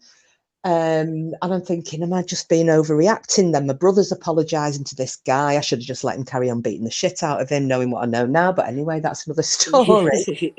My brother's feeling really shit. They're then, deciding to have a beer together, and he's apologising and saying, I thought you'd hit our kid, and all I saw was her coming out screaming for me, Dad, and blood all over, and you running after her. He said, I picked up there was a little bit of, there were words going on. And I thought you'd hit her, and I'm so sorry. And luckily, this guy's like, yeah, it's all right, mate. No hard feelings. I'd have probably done the same if it was my sister. He knows he would have. He knows he would have. Oh yeah, absolutely. So that was it for that evening. But I was too scared to go. I was going to ask, have you ever been back? Oh yeah. But this is the next part of the tale, you see, because my dad the next morning. Because I every time I wanted to go to the loo, I was either saying, I'm just going to piss in a bucket behind the tent. I am not walking over this field in the dark to that toilet block, and or make somebody come with me. And the next morning, probably about 4:30, 5 o'clock in the morning, my dad unzipped our tent and he always calls me Princess. He went, come on, Princess. He said, get your shoes on. You and your old dad, we're going to go down the Seaman's Mission for some breakfast and we're going to have a chat. And I'm thinking, he's going to give me the dump this guy, he's a dickhead and blah, blah, blah. When we were in the car going down, and he said, what did you see? Because I hadn't even told anyone because I felt like a maniac. And I went, you what? He said, what did you see? I said, well, I don't know. I said, I saw a shadow moving behind that big rock that you said was the witchcraft rock. And he went, He said, and what did you think it was? I said, I've got no idea. And he's like, mm-hmm.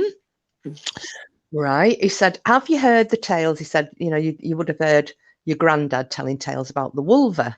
And it's because his dad was from the Shetland and Orkney, the family from up that way. And they had the tale about the Wolver, which is, how would I describe it?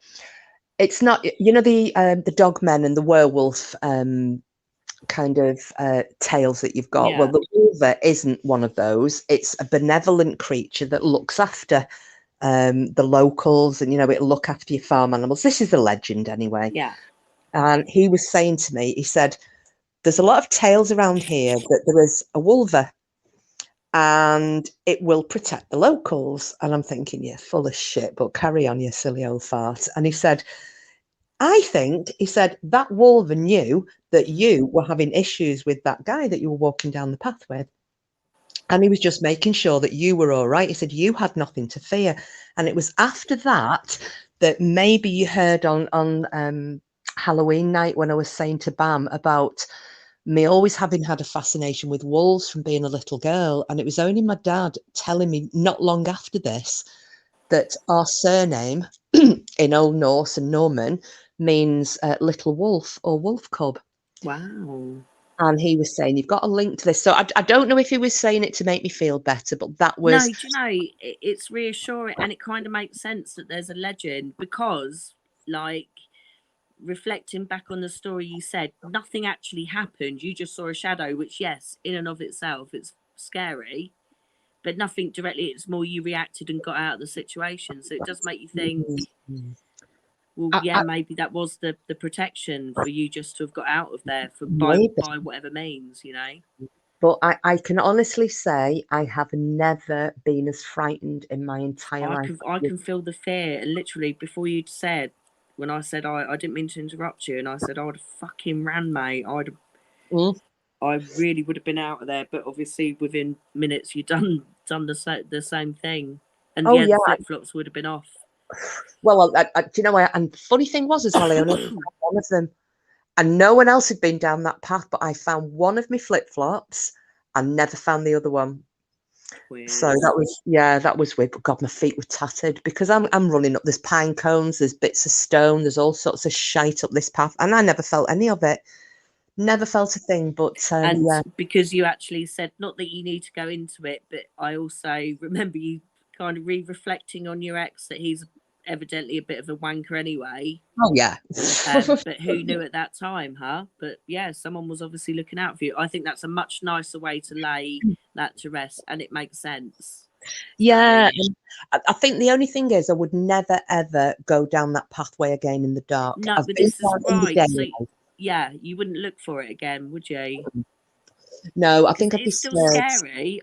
You know, even when Lloyd said to me he didn't see that woman on the train, I still felt frightened. You know, it's not a badge of honor. It's frightening at the time. It's something you reconcile, I think, later on, but you wouldn't go looking for it again.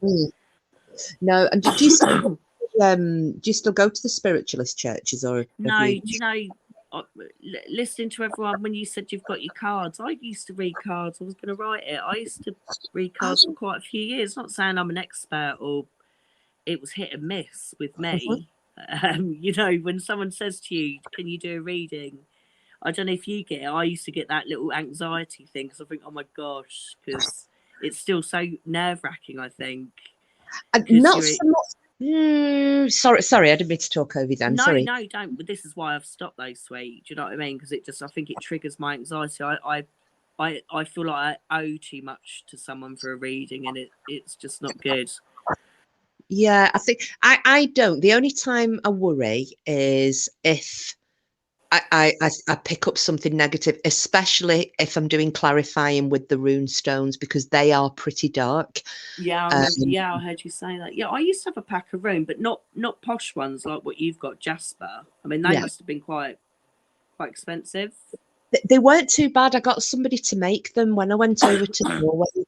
And one of my cousins, I mean, they've got all these crafty people over there that they know, and this an elderly-ish guy, and he made them for me. and he let me pick what I want. You know, he was saying I can do them in soapstone, I can do them in this, that, and the other. And when I saw he had jasper, and it isn't a colour that I would have picked, but it's the stone of the warrior. And I was saying, no, you know, I want those. I want them in jasper. So they actually weren't that expensive. I would say I probably paid about 30 quid for the set, and he hand polished them and everything. So that's good going for bespoke. That's really cheap. But then if he was a friend, but £30 again, I mean, you can pick up sets for a couple of quid, really, can't you? Well, maybe not that cheap, about 10 quid, I suppose. But I mean, you can make your own. I know one of my friends made her own set. She just found some, you know, smooth river pebbles, and then she got like a little Dremel and made the particular runes on them. I mean, I only use Elder Futhark, but because there are different ones that you can use. But again, I'm very careful about who I use them for, and it's not my choice unless somebody's really pushing me to use them. How did you get in? How did you get into it then? Sorry, just to cut you off. Then who bought you your first deck, or did you? I got it myself. And it was only, well, no, sorry, I'm telling a lie. The very first deck I was ever given, my dad gave them to me because we're always given our first deck. Yeah, he said you should always be giving them as a gift. Yeah, the first one might not mean you use them all the time.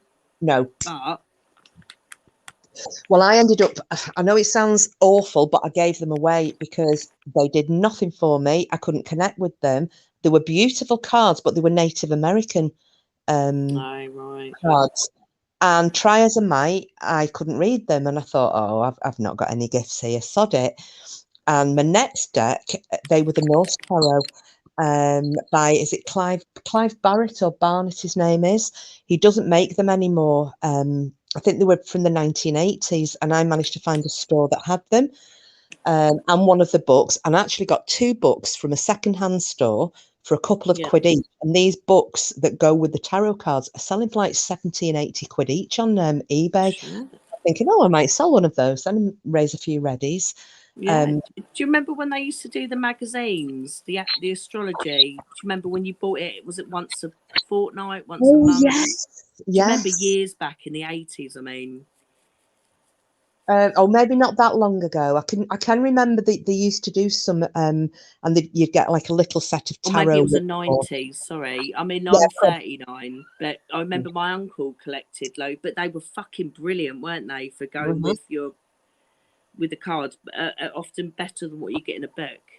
Yeah, but I honestly would, if anybody reads the tarot or wants to get into them, those maybe it's because I've got an affinity with them, I don't know, but those Norse tarot are amazing. However, the Thelema ones that I've bought, they are unbelievable. The artwork on them is beautiful. And what are they? Say that again. The what? Thelema, Thelema. Thelema. So what is that? What does that denote? Is that the Norse? No, they are. I think they are part of. Thelema was one of the. Was it one of the goddesses that? Oh, what was the guy's name who they used to call the most? They're not Greek, are they? No. But I think it might have been a Greek goddess. Do you remember what was the guy they called the most evil man in the world, who ran the Golden Dawn in the 1800s? The most evil Aleister Crowley. Oh, right, Aleister Crowley. Yeah, the father of like modern Satanism. That's right. Well, I'm sure he had something like called the Thelema Temple, or so. It was something like that. And when I first heard the name, I thought, it's something to do with Aleister Crowley. I don't want to know. However, this pack, I can't even tell you how beautiful they are. So even if you just Google and look, Sharon's put lots of symbology in the Thelema pack. Yeah, and Aleister Crowley. But yeah, that Thelema pack is beautiful. Wow. They do another one, the same artist has done artwork on another pack, which I keep thinking I might treat myself to. However, I have to find these first because I've still no clue where they are. I don't want to read in, so don't worry about that.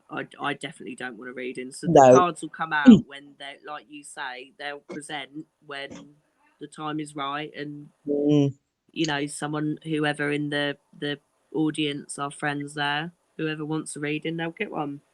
Yeah. And that's it's timing as well. You can't force this shit. It's not a conjuring trick, is it? But I just find it so weird that they just vanished for this particular friend. And I've read cards for her before, but the fact that they've gone and then not days later, I find out that her sister's basically on a deathbed down in London, and she's gone Oh, down. fuck. Yeah, you might have missed that before when I was on about Yeah, it. sorry. Yeah, if I Yeah, didn't acknowledge it. Yeah, so what, say yeah. that again? Your sister-in-law's Paulie. No, it's my friend's sister. So my friend had asked Oh. me to do a reading, and she has a few anxiety issues and whatnot, and she was a bit down, and she said, I need a reading. She's having a few relationship issues.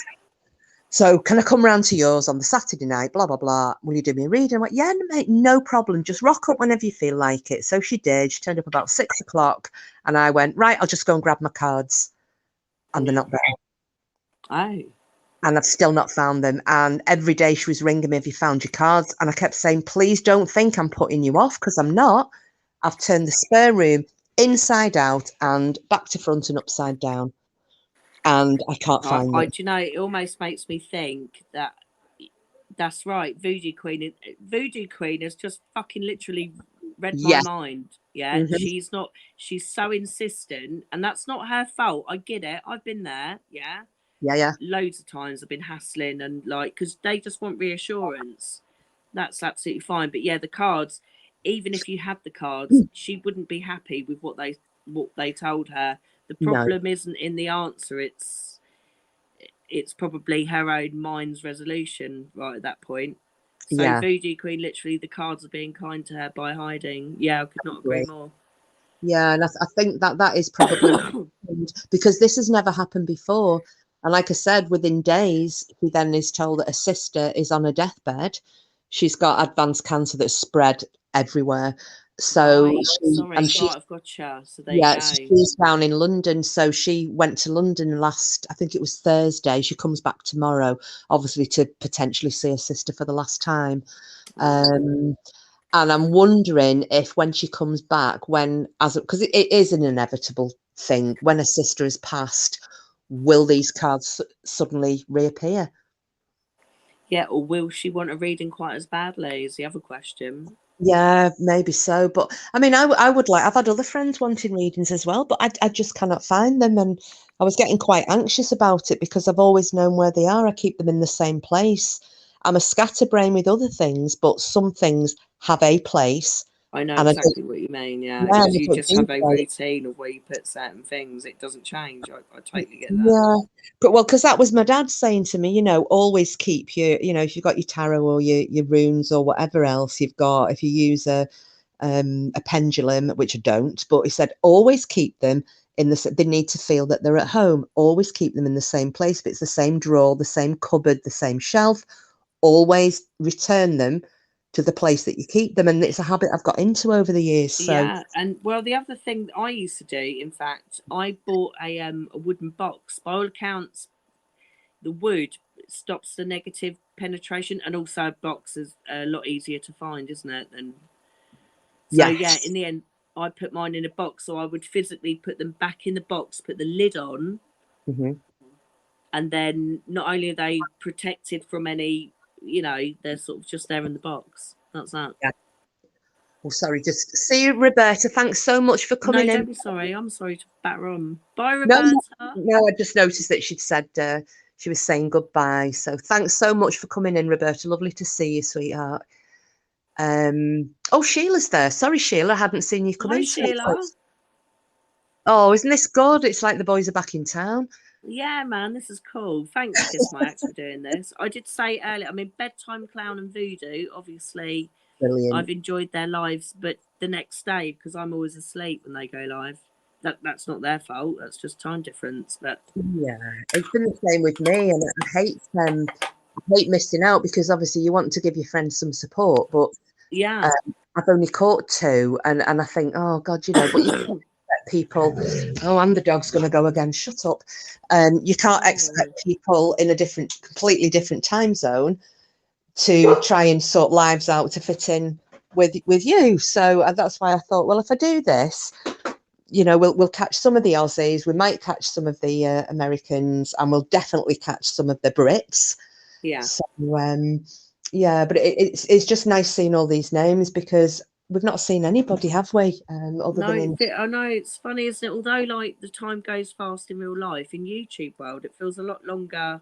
Not that any of us are addicted to this, you know what I mean? But I think it's friendship, isn't it? You know, get used well, to seeing friendly faces, and you miss them.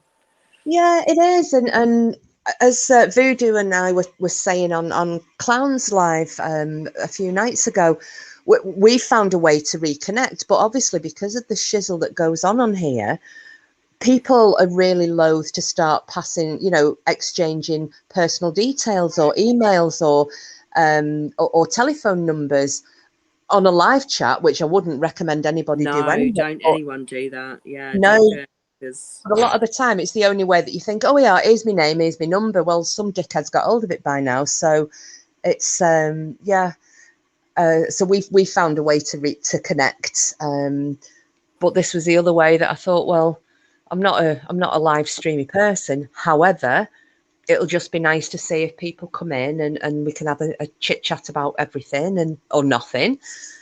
And most of the time anyway, we're all, even in bands' lives, we're all having our own conversations in the live chat as it is, aren't we? And taking the exactly. piss. Yeah, there's lots of, that's what's lovely. We all come together obviously for what we're supporting Bam with. Yeah. But obviously Bam knows we're all like rabbling on in the chat, but she keeps up still. Yeah. And this is why, I mean, this is your first time doing this tonight, and I'm not being patronising. I deleted my channel, but I've been live a few times, and I tell you, there's a lot to think about. You feel kind of weirdly bare. It's weird, but you're not bare. You just sound like as cool as you did on Bams. You sound perfectly fine, but at the same time, it's ever such a lot to have to concentrate on. So you're doing really well. Oh, thank you. Thank you so much. I was shitting myself, to be fair. I know. It's so weird, isn't it? Like, it's only your voice, and you've spoken before, and it's all been fine. But I know I would rather go and talk in front of 200 people, like outside sometimes. Do you know what I mean? Like how bare and kind of like weird you can feel. Do you know what I mean? Yeah, it's exposed, isn't it? You've yeah, but maybe that's because YouTube obviously is a bit like, it can be a bit toxic, can't it? Not that anyone here is, but I'm probably going to jinx myself. Oh, sorry. Bye, Frida. Thanks so much, lovey, for coming Frida, in. take care. Bye-bye. Hi, Timmy. Timmy, we've got some shrimps for you. Timmy, we might find a manatee for you. Oh, God, I can't even laugh. My voice is going, but the manatee and Shamu.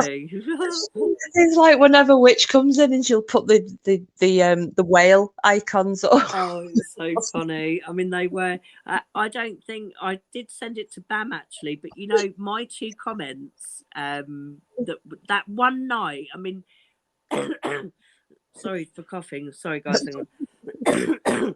I put them a couple of comments about bubbles in Bams, and I was like, "Oh, it's not an offence to float in the sea like a fucking manatee or something like that."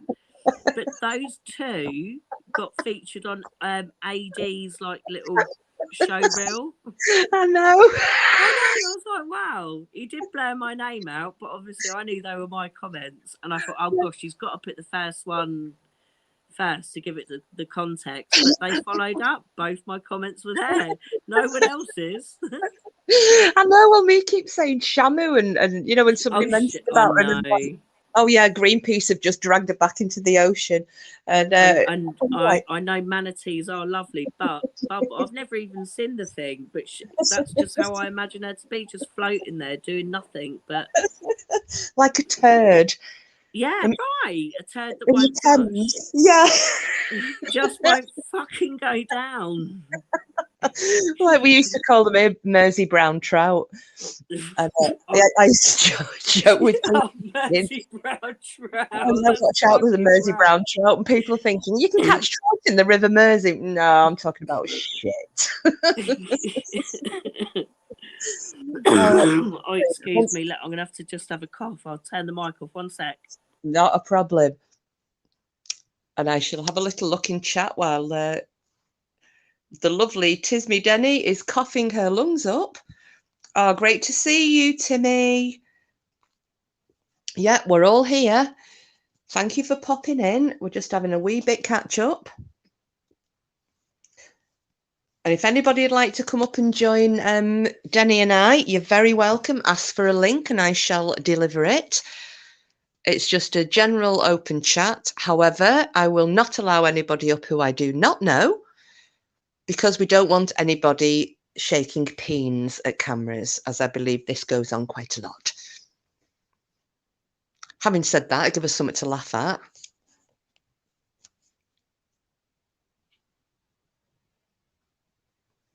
No, you're right, Sheila. We wouldn't leave Timmy out.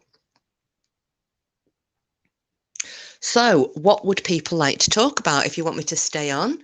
I mean, I don't know how long people want to hang around for, but yeah, well, Voodoo, it happens on every single platform. If you've not got somebody trying to get up on live panels here shaking the dicks, then they're trying to do it on, you know, you're getting private messages on Twitter, you're getting all sorts of things sent apparently on Facebook.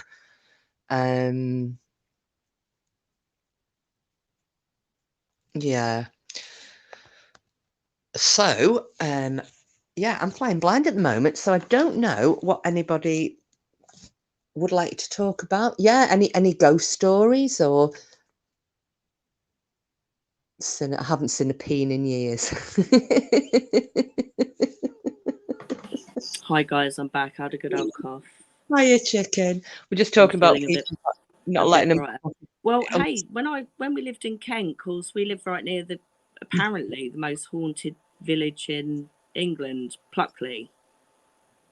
Oh, right. Oh, yes, Yeah. I've heard. Yeah, well, I've been to Pluckley loads and loads. In fact, I've walked through when I was younger, when I was like, 15, with some school friends. We walked through the graveyard at midnight.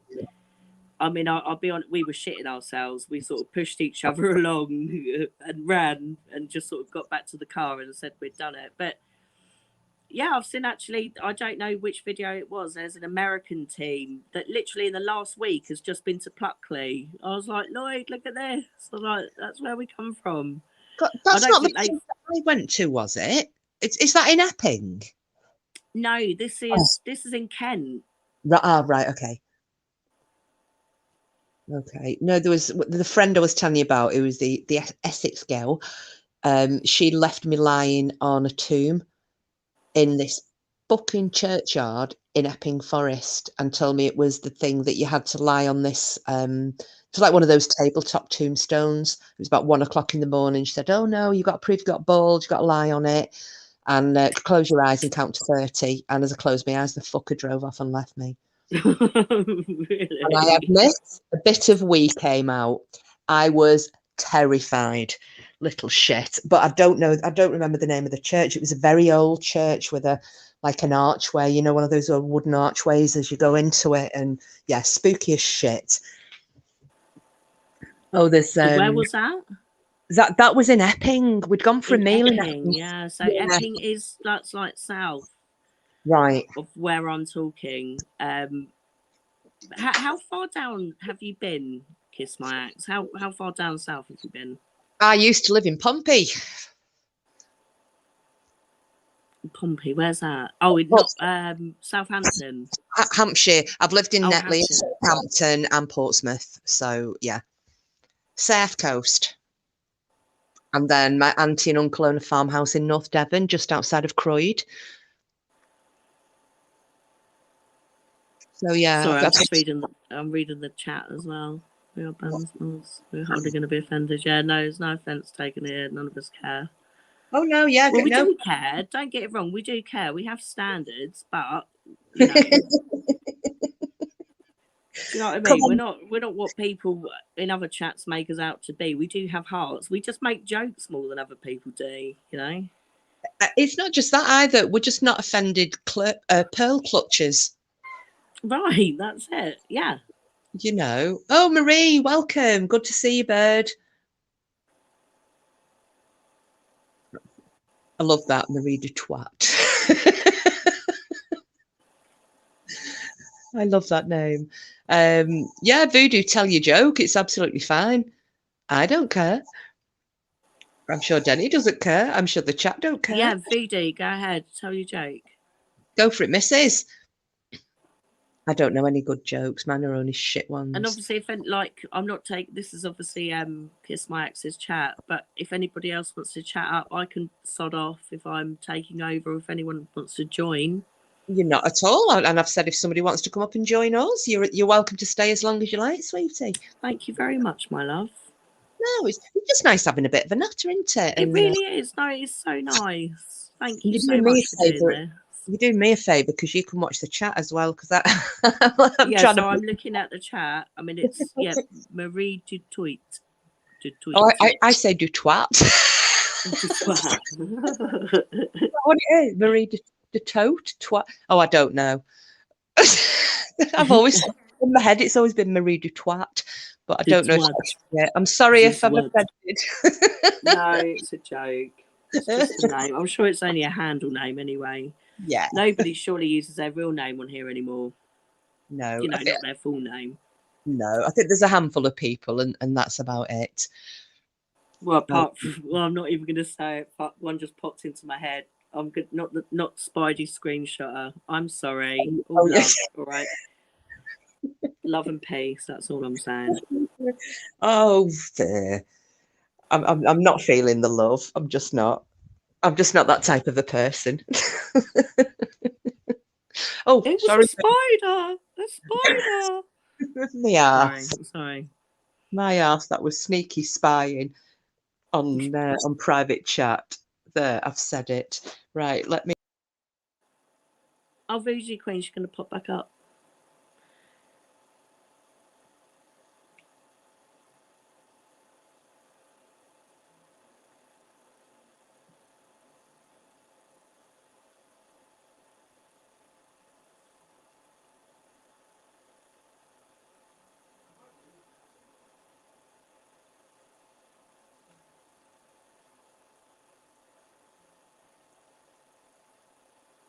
Are you still there? Am I the only one here?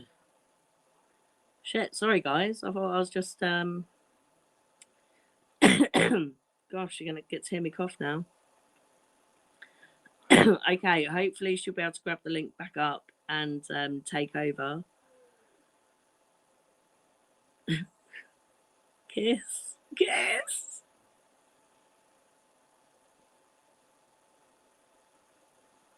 Okay, guys, I've got a joke for you. Oh my God, Kiss! I don't know what to do. You might have to restart it. I'm sure you're in charge.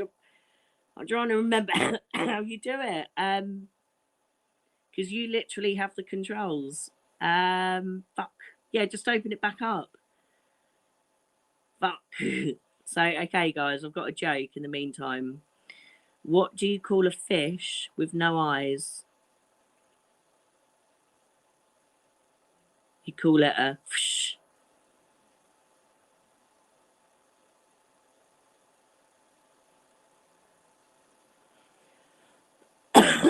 Kiss.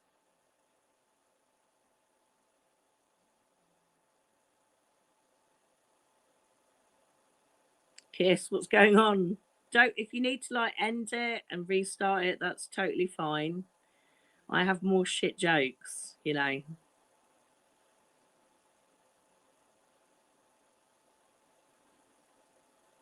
Okay, another bad joke coming up. Yeah, you get it, Timmy? Why don't girls wear skirts in the winter? Because of chapped lips. Kiss, you're back. Thank God. Fucking hell. Fuck. That was really. I'm so sorry. Oh my gosh. Oh that my gosh. Voodoo. Fuck. Right, oh I'm gonna. God, I was like hosting, telling bad jokes. I apologise if they were really bad. Right, I'm gonna let's try and add Voodoo without kicking me off again and you off. Jeez Louise.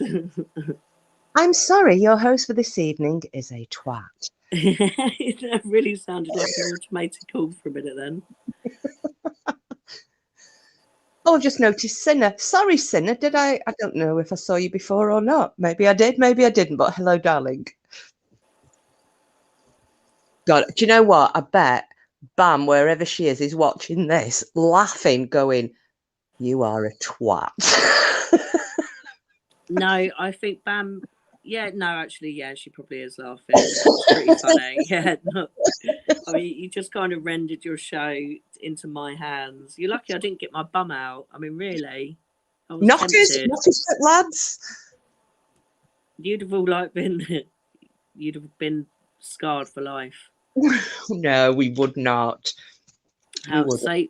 Mrs. Mercury says, "How do you remember the meaning of each tarot card?" Practice, lots of practice, and they mean different things when they're against different cards as well, which is a bit more confusing. But hey, VD. Hi, dude. Hello.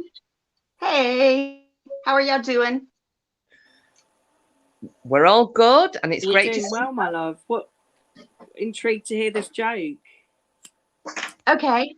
I had to, I think the facial expressions need to go with this one. And the reason it's offensive is because it's the difference between Northern women in the United States and Southern women. And the older I get and the broader my friend pool across the globe gets, I think this could be said about any country. I really do. But so here's how the joke goes. So this Southern woman, and I have to accentuate my accent for this one. This Southern woman goes into the airport and she sits down next to two other ladies and she says, "Well, hey, where y'all from?" And the two other ladies whipped their heads around and they said, "Where we're from, we don't end sentences with prepositions." And the Southern lady said, "Oh, I am so sorry. Excuse me. I am so sorry. Where y'all from, bitch?" I love that joke. that's my kind of a joke. I've only just got that, so it took me a minute for the coin to drop there. That's good. I thought you would like that. No, why would that offend anybody? That is like, I yeah, can't so imagine. non-offensive. Maybe it's more When I was- offensive where you come from, like certain people Yeah. in parts over there, but not here. No. Well, I do have to give you the disclaimer that I told that to some Northern women when I was on a business trip and I was 30 and they were about 60, so they didn't appreciate it. Well, my other half told, oh, hang on a minute, we've got another titty trolling. Let me just get rid. Block. Bye-bye, Christine, you knob. Right. We've got another one of those stupid .tech things coming in. Right. Yeah, my other half told, well, I didn't realise it was a joke. It said it the other day, and he said, you know, you always know when a woman is about to say something profound because she starts it with the same 5 words. And I went, go on. And he went, a man once told me. Oh my god! Bastard. Did you throw something at him? No, I did laugh actually. Yeah. I think I rolled my eyes in disgust, but yeah, I did laugh. All right. Well, here's a joke for you to repeat to the guys. Okay. Why don't men get hemorrhoids? Because when God created man, he created the perfect arsehole. Yeah. It's like that. Do you ever remember that rhyme? You probably have heard it, Denny. I don't know whether Voodoo will have. There used to be a little rhyme that when I was at school, and it was, women's faults are many, but men have only 2. Everything they say and everything they do. Sorry, we're not man bashing. We really are not man bashing. No, not at all. No, I have 3 sons. I love, 3 sons and a husband. I'm all for guys, but yeah, we can still take the piss. Why not? Oh, absolutely. I'm pretty sure that when guys are together and they're on their own and there are no ladies present, we're all ripped. I can guarantee it. They just laugh at us anyway. If we even speak, like, do you know what I mean, a little bit quick, they're like, "Oh, you're all manic, you're on your period." It's like, fucking, I'll just write a list. There's better ways to convey this. Yeah. Oh God, My sorry. mom, Pardon me. my mama, which was my paternal grandmother, that's what we call them in South Louisiana, is mama and throughout the South. But she was Oh, a proper lady that matched her shoes to her purse and everything. And she told a joke one time, I think it was at a graduation, that it was funny, but we were so speechless. So she said, there are 3 words that men never want to hear in a row. Each word has only 2 letters, and each word begins with the letter I. We just sat there. We were like, I have no idea. We were just like, what the fuck is she about to say? Those 3 words are, is it in?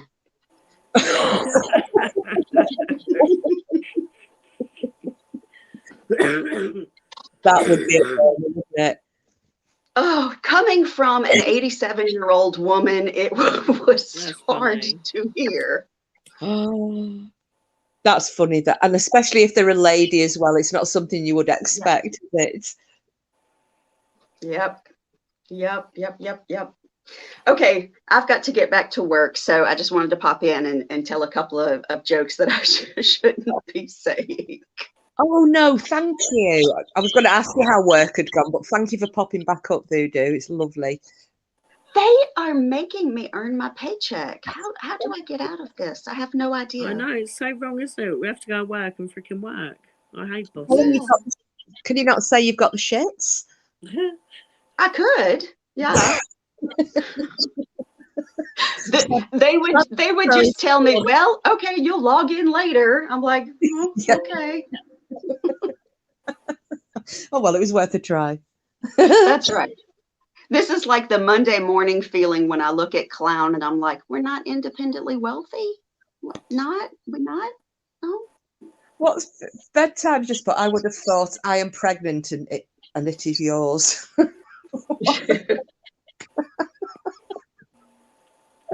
Oh my gosh, bedtime. Bless him. That was close, but that probably is the man's second dreaded phrase to hear. Yeah.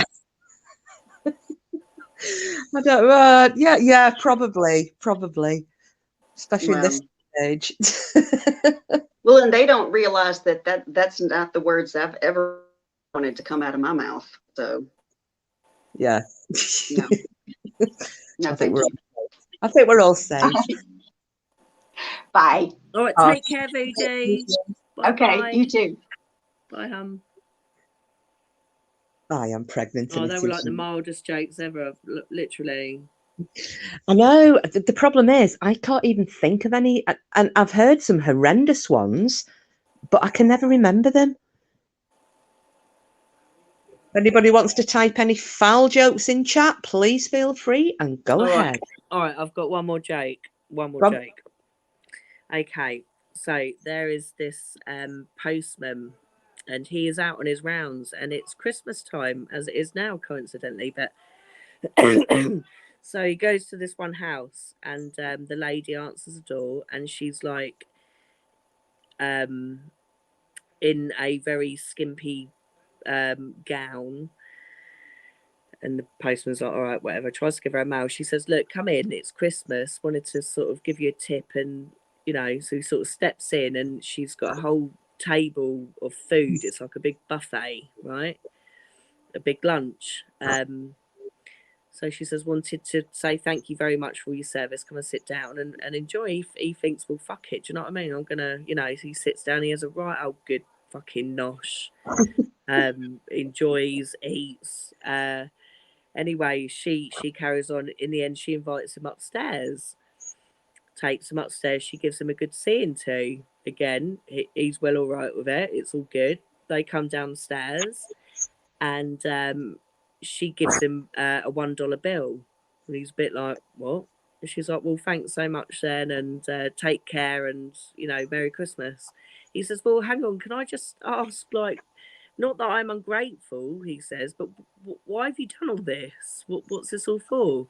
She said, well, I was talking to my husband, and I just didn't know what to do for a tip. So he said, well, fuck him, give him $1. She said, the lunch was my idea. The reason I started laughing before you'd even got into the joke was when he went in here, a right old fucking nosh. Well, I don't know if you use it, but up here, you know what nosh yeah, is a for. nosh. The midnight nosh. Have a nosh. Oh, hi, Well, look, Lady Witch. Hi, Lady Witch. I hope you're doing well, lady. It's funny, do you know some of those old words? It was like when I was talking about back scuttles and noshes and some of the words that I don't think really are used much anymore, are they? I'm trying to think how what my dad would say. Goblin was another one. Well, like my dad, he would swear, but he'd say things like piss balling around, weird things like that, or his road rage word was dog's head. Oh, right. I've not heard that one before. Yeah, dog's head, like that. Really weird, random. Do you know what I mean? Not too sort of personal, but you know what? It's like, I don't know if it's my dad. I did actually say this the other day, because obviously being ex-army, and he doesn't say women. He calls them lumpy jumpers. Fucking hell, here comes a lumpy jumper. So he means he means a woman. It took years for me to wonder, because I didn't know what it meant. I didn't realise it meant tip marks in a jumper, and then I got it. Oh, bye, Singer. Thanks for coming, babes. Bye, Sinner. I remember seeing some sort of like short clip on YouTube, and it was a northern family. It was a grandmother, and it was her granddaughter announcing the gender of the baby, and it was a girl. And the grandmother went, "She's well old, right?" She went, "Oh, another split arse," like that. Oh, no. I was like, "Split arse? That's I've never fucking heard." I have Split heard that arse. one. I've never heard like a female referred to as that. No, I've heard that one. That's said up here. There's like split up. Flat dick is another one. Flat dick. Yeah. Oh, flat dick. Right. Flat dicks, lumpy jumpers, and split arse. We're treated so nice by the men, aren't we? We are indeed. But look, my voice is slowly going, so I'm going to jump off and leave you to it. Thank you so much for letting me up and let me chat your ears off, guys. It's been lovely. Oh no, thanks for coming up, Denny. Are you going back in the chat, or are you going to go and? I'm going to have another good cough, a wee, and I'll be back in chat.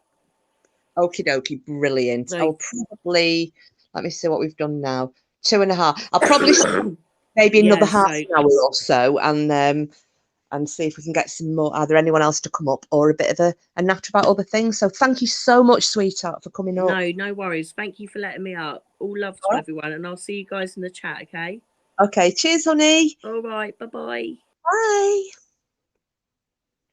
Oh, this is actually going pretty well, if I must say so myself. And I don't mean from my perspective. I mean for just watching in the chat and seeing all the familiar names, even people who are just popping in, popping out. Yeah, it's just nice to see people nipping in and reconnecting. So again, if anybody wants to come up, give me a nudge in the chat and you can have the link. Or if you can think of anything you'd like us to discuss, any topics, anything at all, I really don't mind, so long as it's not Boris Johnson. I did actually curl my lip when I said that, although you can't see me doing it.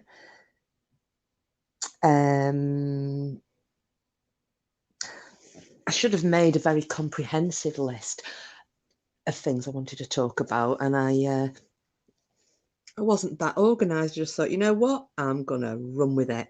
Oh, I'll tell you what though, as we were talking about ghosty things earlier on,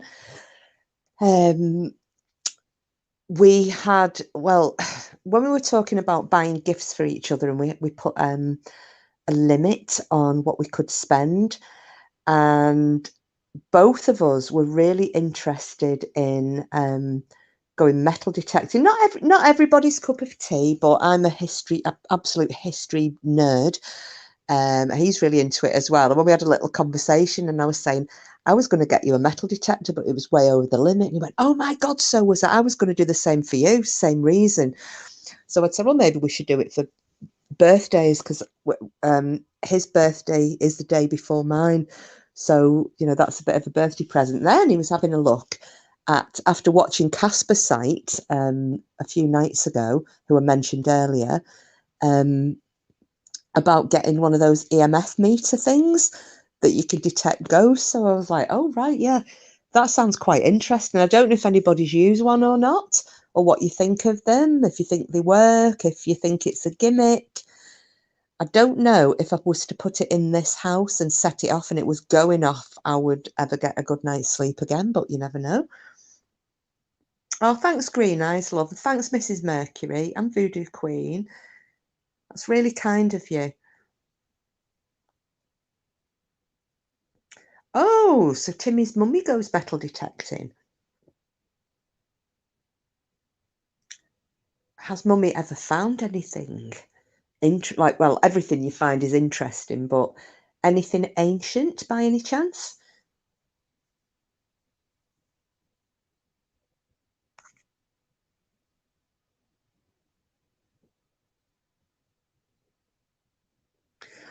No, Sharon, I'm the same. I was a little bit like, old rusty nail.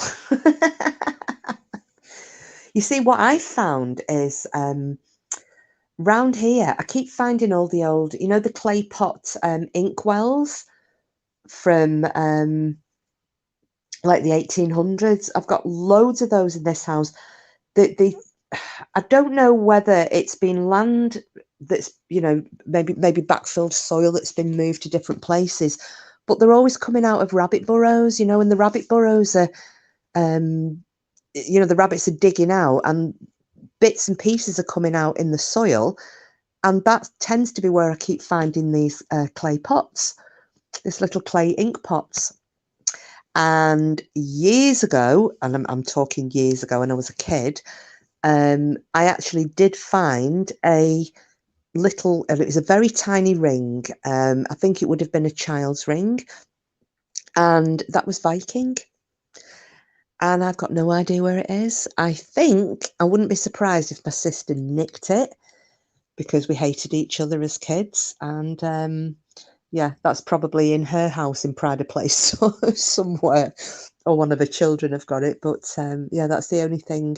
Well, not the only, the only thing I found, but I was made up with it. So I'd love to, because they did find a Viking hoard not far from here, in the banks of the River Ribble in Lancashire. So I think that I would quite like to go and have a little mooch about there. See if I could find a Viking hoard. Oh, clown, I've got nothing but shite to talk. I've got nothing but shite to talk. Don't you worry about it. You talk better shite than me. Which, when you say I have one, you need a base reading, is that, oh, for example, why isn't the ceiling? Is that for the EMF meter?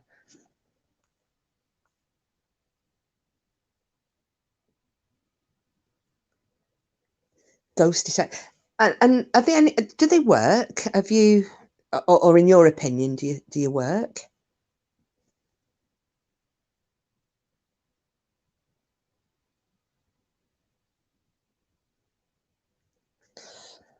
Yeah, I've seen some of those mudlarking videos, Sheila. Maybe not the same one. There was one I watched, because you have to have a license, don't you, to go on the Thames, from what I understand. And I saw some guy and he found a medieval shoe, because obviously the leather had been preserved in the mud, so it hadn't rotted. I mean, it wasn't in great nick, and they were finding lots of clay pipes and so on and so forth. So yeah, I do like watching certain of those channels. Ooh. Oh, sorry if you heard that beep then. My phone was about to die because I thought I'd plugged it in and hadn't. but we're in now, and hopefully I won't get cut off again.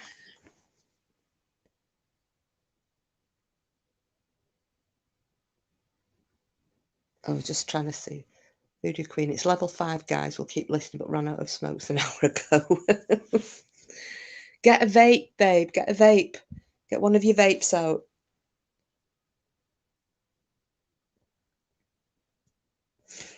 So as Timmy said, Bo and my mum wanted to dig Bam's garden up because it's near, Newstead Abbey, but they thought she How old is Newstead Abbey?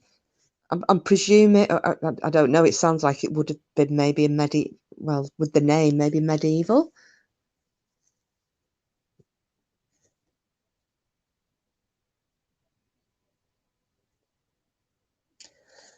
With Sheila, yeah, loads of clay pipes. Yeah, the clay pipe factory, or maybe everybody, you know, I mean, even the women used to smoke the clay pipes, didn't they? It was just one of those pastimes. And I'm presuming that would have only been from Elizabethan times onwards, because they didn't have tobacco prior to that, did they?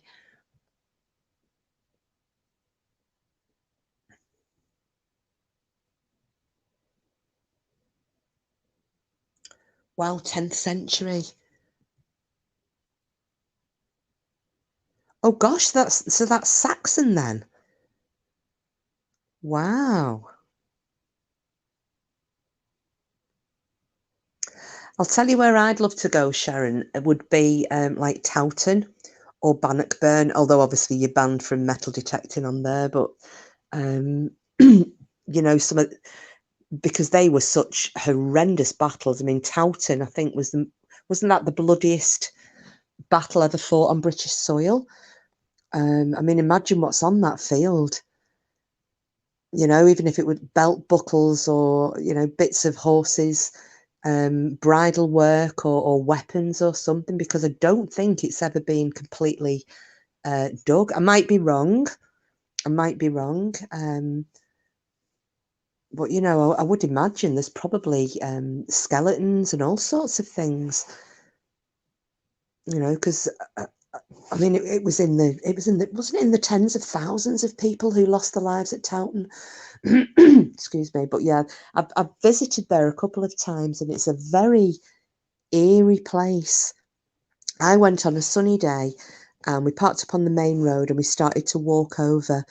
And it was just the weirdest thing, because the sun went in, and from this red hot day, we'd been in York earlier, and decided to call, you know, Towton on the drive back and make a full day of it. And yeah, all of a sudden the sun went in, and I just got the chills. It was the weirdest thing. And then when we left Towton, the sun came out again.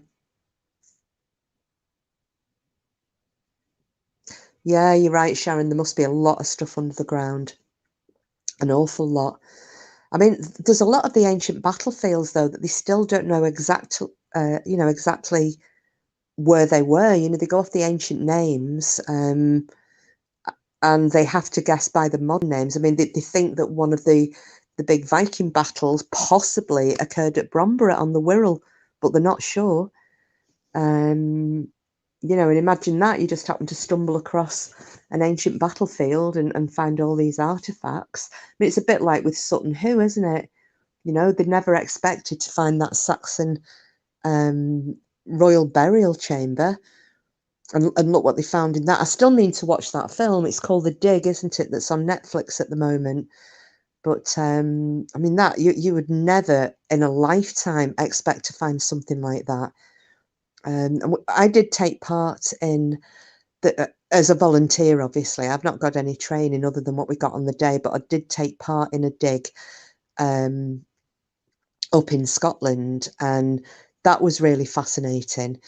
You know, the little bits and pieces that they were finding, and these archaeologists are so skilled, because something that I would have thought was a little sliver of a piece of rock, and they'll identify it as maybe an axe head, you know, a flint axe head, or they'll say, oh no, this is a coin, and you're like, no, it looks like a piece of turd. And then they chip it all off, and there's a little coin underneath. So obviously they're very trained, you know, their eyes are very well trained to what they're finding. It's something I wish I'd probably done at university, maybe taking an archaeology degree rather than going down the path that I did. Oh, you've seen it, Sheila. Is it Ray Fiennes that's in that, I think?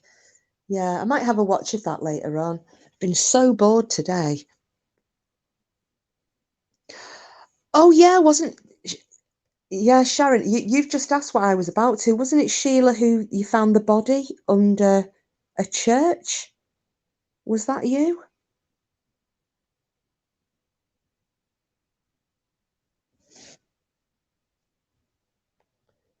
Spam alert from Timmy. Fingal UK made 2 metal detector videos, both ridiculous. Well, I shall go and check those out later on. Yeah, back to what I was saying, Sharon. I'm sure it was Sheila that was saying they found the body under the church, and the church was something like 12th century. Yeah, 3 skeletons. Wow. Did you actually study archaeology, Sheila? Or is it just, something that you got into with, like, say, an historic society?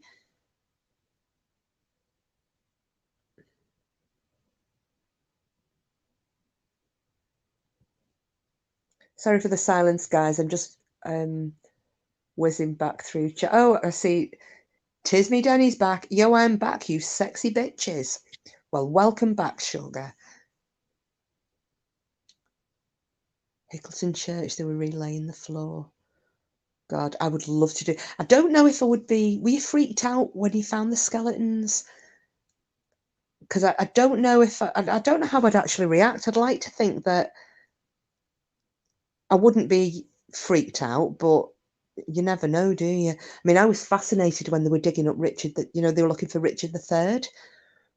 I mean, and the weirdness on that. I don't know if anybody watched the documentary and when they were filming it live, but basically there was the space they started digging. There was an X on it and an R, and they never expected in a million years to have found him in the first hole they dug, and that was exactly where he was. X marked the spot, and a strategically placed R on the concrete above where he was buried.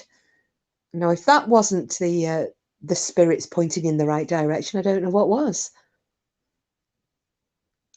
Oh wow! So you did A-level archaeology at Sheffield University over 20 years ago. Yeah, but it doesn't matter. That's a skill that you have for life, isn't it? Oh, I did, Sharon. When they were they saw the curvature of the spine, I was actually really sad because I was a Richard III supporter, and I never and still don't think to this day that he had anything to do with the princes in the tower. I still think that was, if not Henry VII himself, I think that was possibly, could have been his mother, one of his supporters, I don't know. But yeah, when I saw that he did have that curvature of the spine, and I was thinking, oh God, please don't let everything they've said about him be true. But yeah, the injuries were horrific. Yeah, and it was all humiliation, wasn't it? I mean, I had read things previously where that they'd said that he was thrown naked over the back of a horse and people were coming up and stabbing him up the arse and things, just to humiliate him. But yeah, I'll give you my theory on it. I always thought, don't forget that when Richard III took the crown, they had,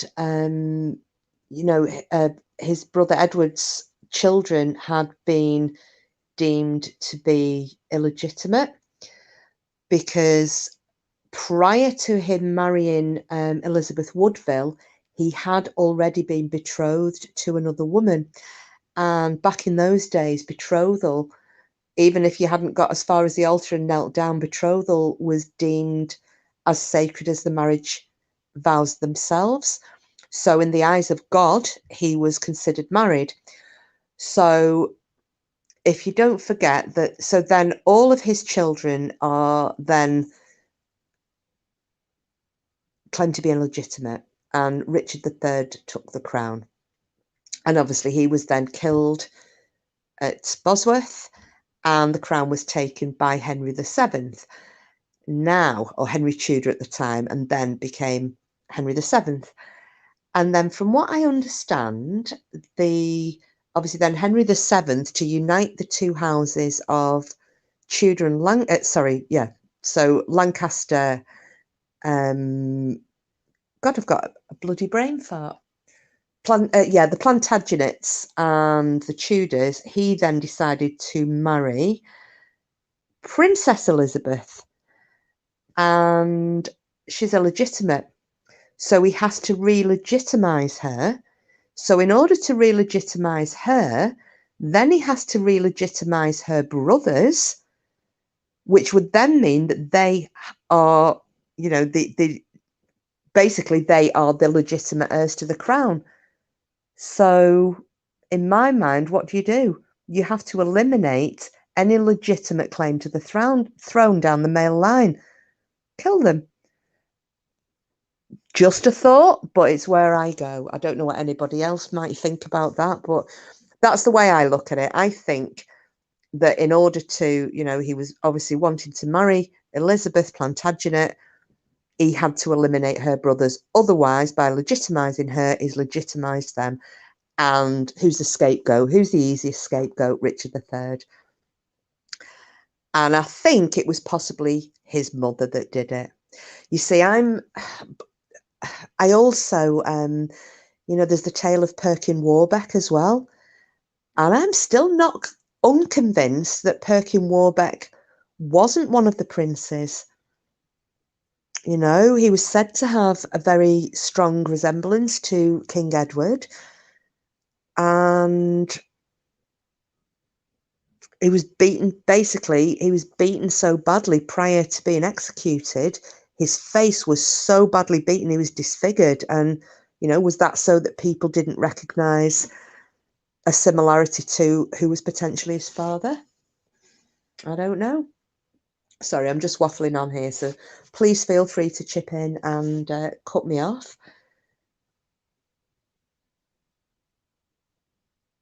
Just looking at chat again.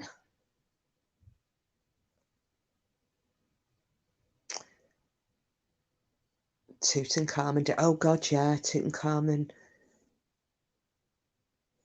And I loved Time Team. Absolutely loved it. I loved Phil with his long, dirty fingernails, and Professor Mick with his crazy jumpers.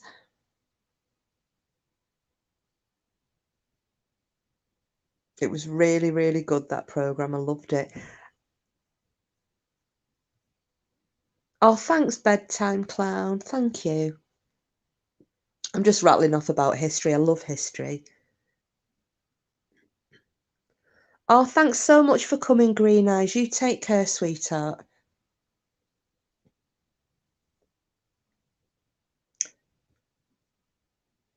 Who's got to stop digging, Denny?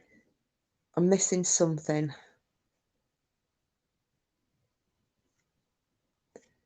Is this archaeology in general? I'm hoping not. Or do you mean Time Team, where they've got the 3 days and then they have to stop digging?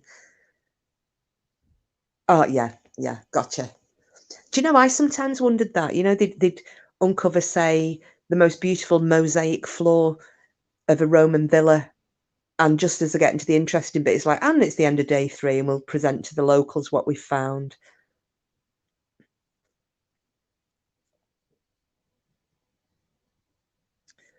Oh, thanks, Green Eyes. Well, I will do if people have, have found it useful, just to, say a quick hello and having a chit chat. I'm happy to do it again, so long as I've not bored you all shitless. I'll actually get a proper itinerary together for next time. But yeah, I'm happy to do this until Bam comes back and we can all get together over there. And obviously Bedtime and Voodoo are doing you know, their stints as well. So, is very, very, very clever. Thank you, Timmy. I think a lot of people would disagree. I just can talk shit about a lot of shit. Oh, thanks, Denny. Thank you, lovely. Well, I think what I'll do, we're on 2 hours 39, so I'll keep it going till 3 hours, and then I feel like I've achieved something wonderful. So we've got 20 minutes to talk absolute bollocks. So no holds barred, no topic off limits, anything and everything. Oh my God, Sharon, you're kidding me. Ex-boss concreted over a mosaic floor so it wouldn't affect his business. That's criminal. That is absolutely criminal.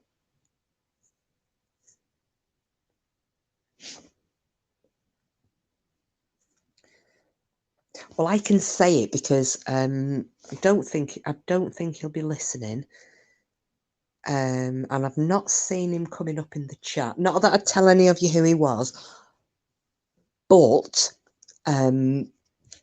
speaking of like mosaics and things, I am thinking, if not for Valentine's Day, then for birthdays, because we both have our birthdays in March. Now, boyfriend has expressed a great interest in wanting to go to the most and stay at the most haunted hotel in York. And I love York. I haven't been for years. And I don't know if anybody's been to, there's a pub called the Roman Baths, and in there, I think it was when they were renovating the pub, they actually uncovered Roman bathhouse. So they've covered it by, there's like a perspex or glass screen or what have you, so you can actually still see that in there. But there's a guy now started doing the private walking tours of York, and it's the Viking and medieval history, Viking and Saxon history. So you get your own tour guide, and they'd just take the couple of you and walk around York, and he'd show you the different things. And also you get the option to go to the only Viking themed pub in York, and have a few beers, and they serve mead and what have you. So that's what I'm actually thinking of doing. If it's not Valentine's, it will be for birthday, and book us into that haunted hotel if I can, and book us a guided tour, and then take us to the I mean, the Vikings is my thing, not his, but and if you're happening to be listening, forget I said that, scrub it from your memory and bugger off.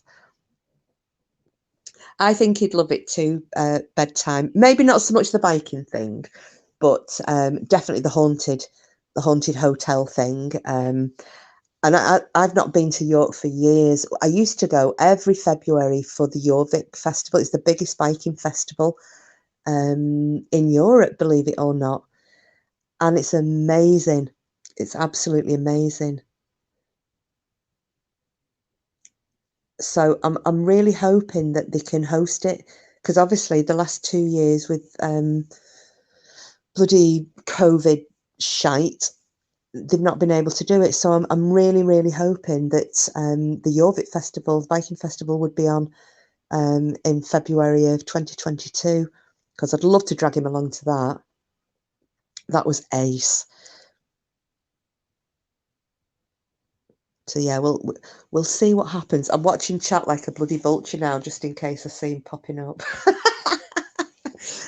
Otherwise, that's going to be. He did say he was going to nip in and have a listen, because he was doing something else, but he hasn't. So I'm hoping he's got sidetracked with whatever else. But yeah, I mean the Roman ruins in York are just phenomenal, and you know, you go underneath the minster and there's all the different layers. You know, you've got your Roman layers and the Viking layers and the Saxon layers. It's just a wonderful place. Anybody who's never been to York, please, you must go. I mean, if you're ever wanting to see and feel our history, you know, as a country, that to me is the place to go. Chester's great as well, but it's nothing like York. And I know I told you guys on a stream before that I had a very strange experience in York where I knew exactly where I was going, even though I'd never been there before. And yeah, I found out one of my ancestors was executed as a traitor in York a few hundred years ago. So I'm wondering whether, there's some link there. So yeah, I think if I manage to drag us both to York, I would like to maybe follow the old execution route and see if I get any more wobbly feelings or my spidey senses start to tingle. Now, what's this? Sorry, I'm just going to go back and catch up. Got goosebumps in York. Yes, Sharon, I did the same thing, but I got it was deja vu. I knew exactly where I was going, but I've never experienced that before. It was very, very weird. Got to love our Roman heritage here. Sounds amazing. We've been to the Roman baths down here in Bath City. Yeah, I've never been there, Denny. Yeah, it's somewhere I would love to go. Absolutely. Oh, so you've got yours walking over the main bridge when we got in the cobbled areas. Was that in the Shambles, Timmy? Because the Shambles, I just felt like I knew exactly where I was. I love that old street. And is it Ipswich? Is that the other city that's it's very medieval with all the old buildings? Or I can't remember. I think it might be Ipswich. Yeah, there's so many places over here that I've still not been to, and I'd love to. I mean, I love going around castles and things like that. Arundel's beautiful. Arundel Castle is absolutely beautiful. And there's a lot of ruined castles in Scotland that you don't even have to pay to go and view. There's one on Loch Awe, and it's out in the middle of the loch, and you can hire your own little boat to go out to visit it, and it's called Inishconnell, I think it is.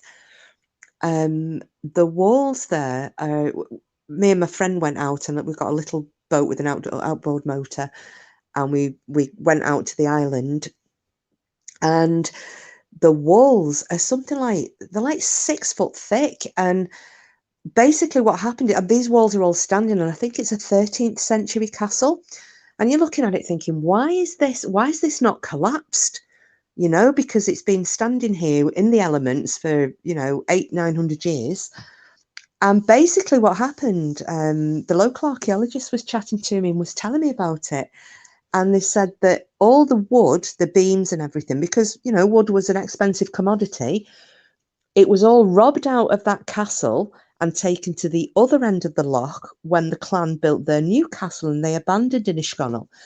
And apparently, and anybody correct me if I've been told, the wrong information here, but they were saying that normally when the castles collapse, it's when the beams have been left in there, and as the wood, it's slotted into the brickwork and whatnot, as the wood starts to decay and rot, it pulls the walls in, and then that will cause the collapses. And because every bit of wood was robbed out of Inishconnell, that's why it's still standing. And it is the creepiest but most beautiful place ever. So if anybody's up around Loch Awe, up in the Highlands, I would thoroughly recommend hiring a little motorboat and going out to visit it, because the kitchens are still there, the cellars are still there. You can actually walk on the castle walls. And I used to think they were all just made of brick or huge bricks made out of stone, and they're actually not. They're 2 layers. So you've got a layer of brickwork on the outside, or stonework on the outside, and on the inside, and the actual inner gap is filled with rubble and plaster. So I suppose that was a cheaper way of doing it, but they're sturdy as fuck. I mean, I can't imagine, a cannonball hitting one of these walls and making any form of an impact in it. So yeah, that's a really good place to go and visit. And Stirling Castle as well. That's another one further south, but another beautiful one. Yeah, I love castles, Sharon. It's beautiful. But over 4,000 castles in the UK. 15 years to visit all of them. Do you know what? I can well imagine. I can well imagine that. The one I really would love to visit, it's not in England though, it's in Ireland, is Lep Castle, but that's supposed to be incredibly haunted. And so that's the reason I'd like to go there. But I saw a programme on it, and you know, the family that own it, they're partway through renovating it, but it's so dishevelled.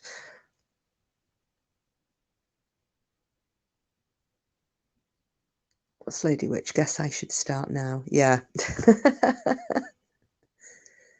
But what a great 15 years to spend just going castle to castle. The only problem is over here that, I mean, I know that they have to pay for the upkeep of them, and it does cost money, and you've got groundsmen and you've got tour guides and what have you, but it's so expensive to gain access to a lot of these castles. You know, unless you're a member of the National Trust or what have you, and then you get a discount. But yeah, you know, you'd spend half your salary just trying to visit ones. One a day for 15 years.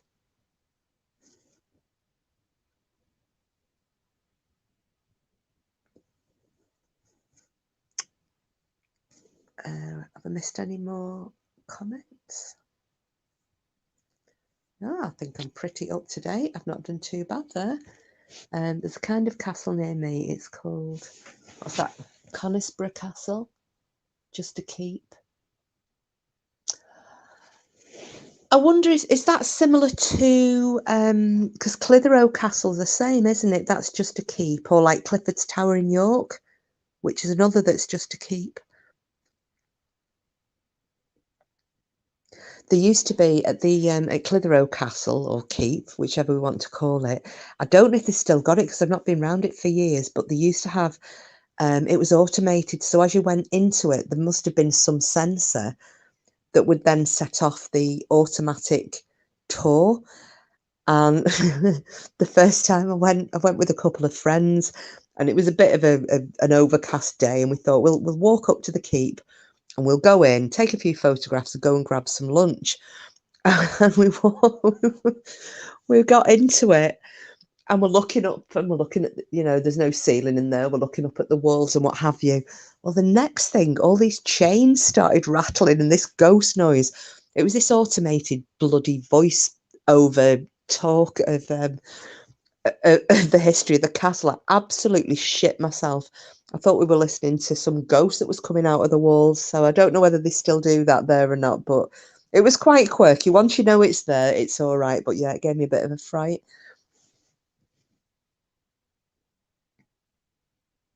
All right, so similar to York, but much higher.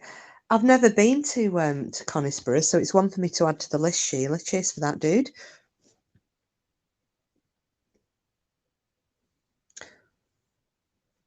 Well, I think we've done nearly 3 hours and my throat's aching a little bit. So I think maybe I shall wind it up now, unless anybody has anything else that they would like to discuss, which is absolutely fine if not.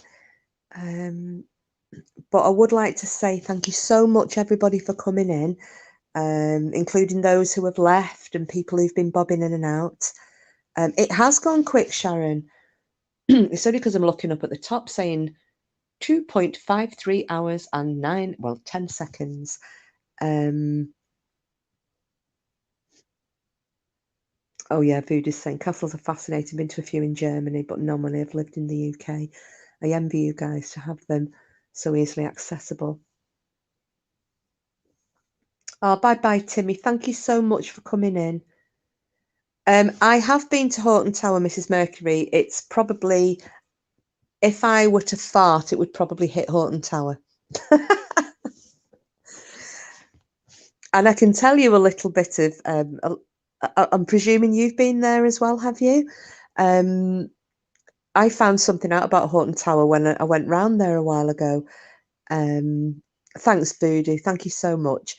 That was it William de Horton, who was a big gambler, and I think it was in the 1700s.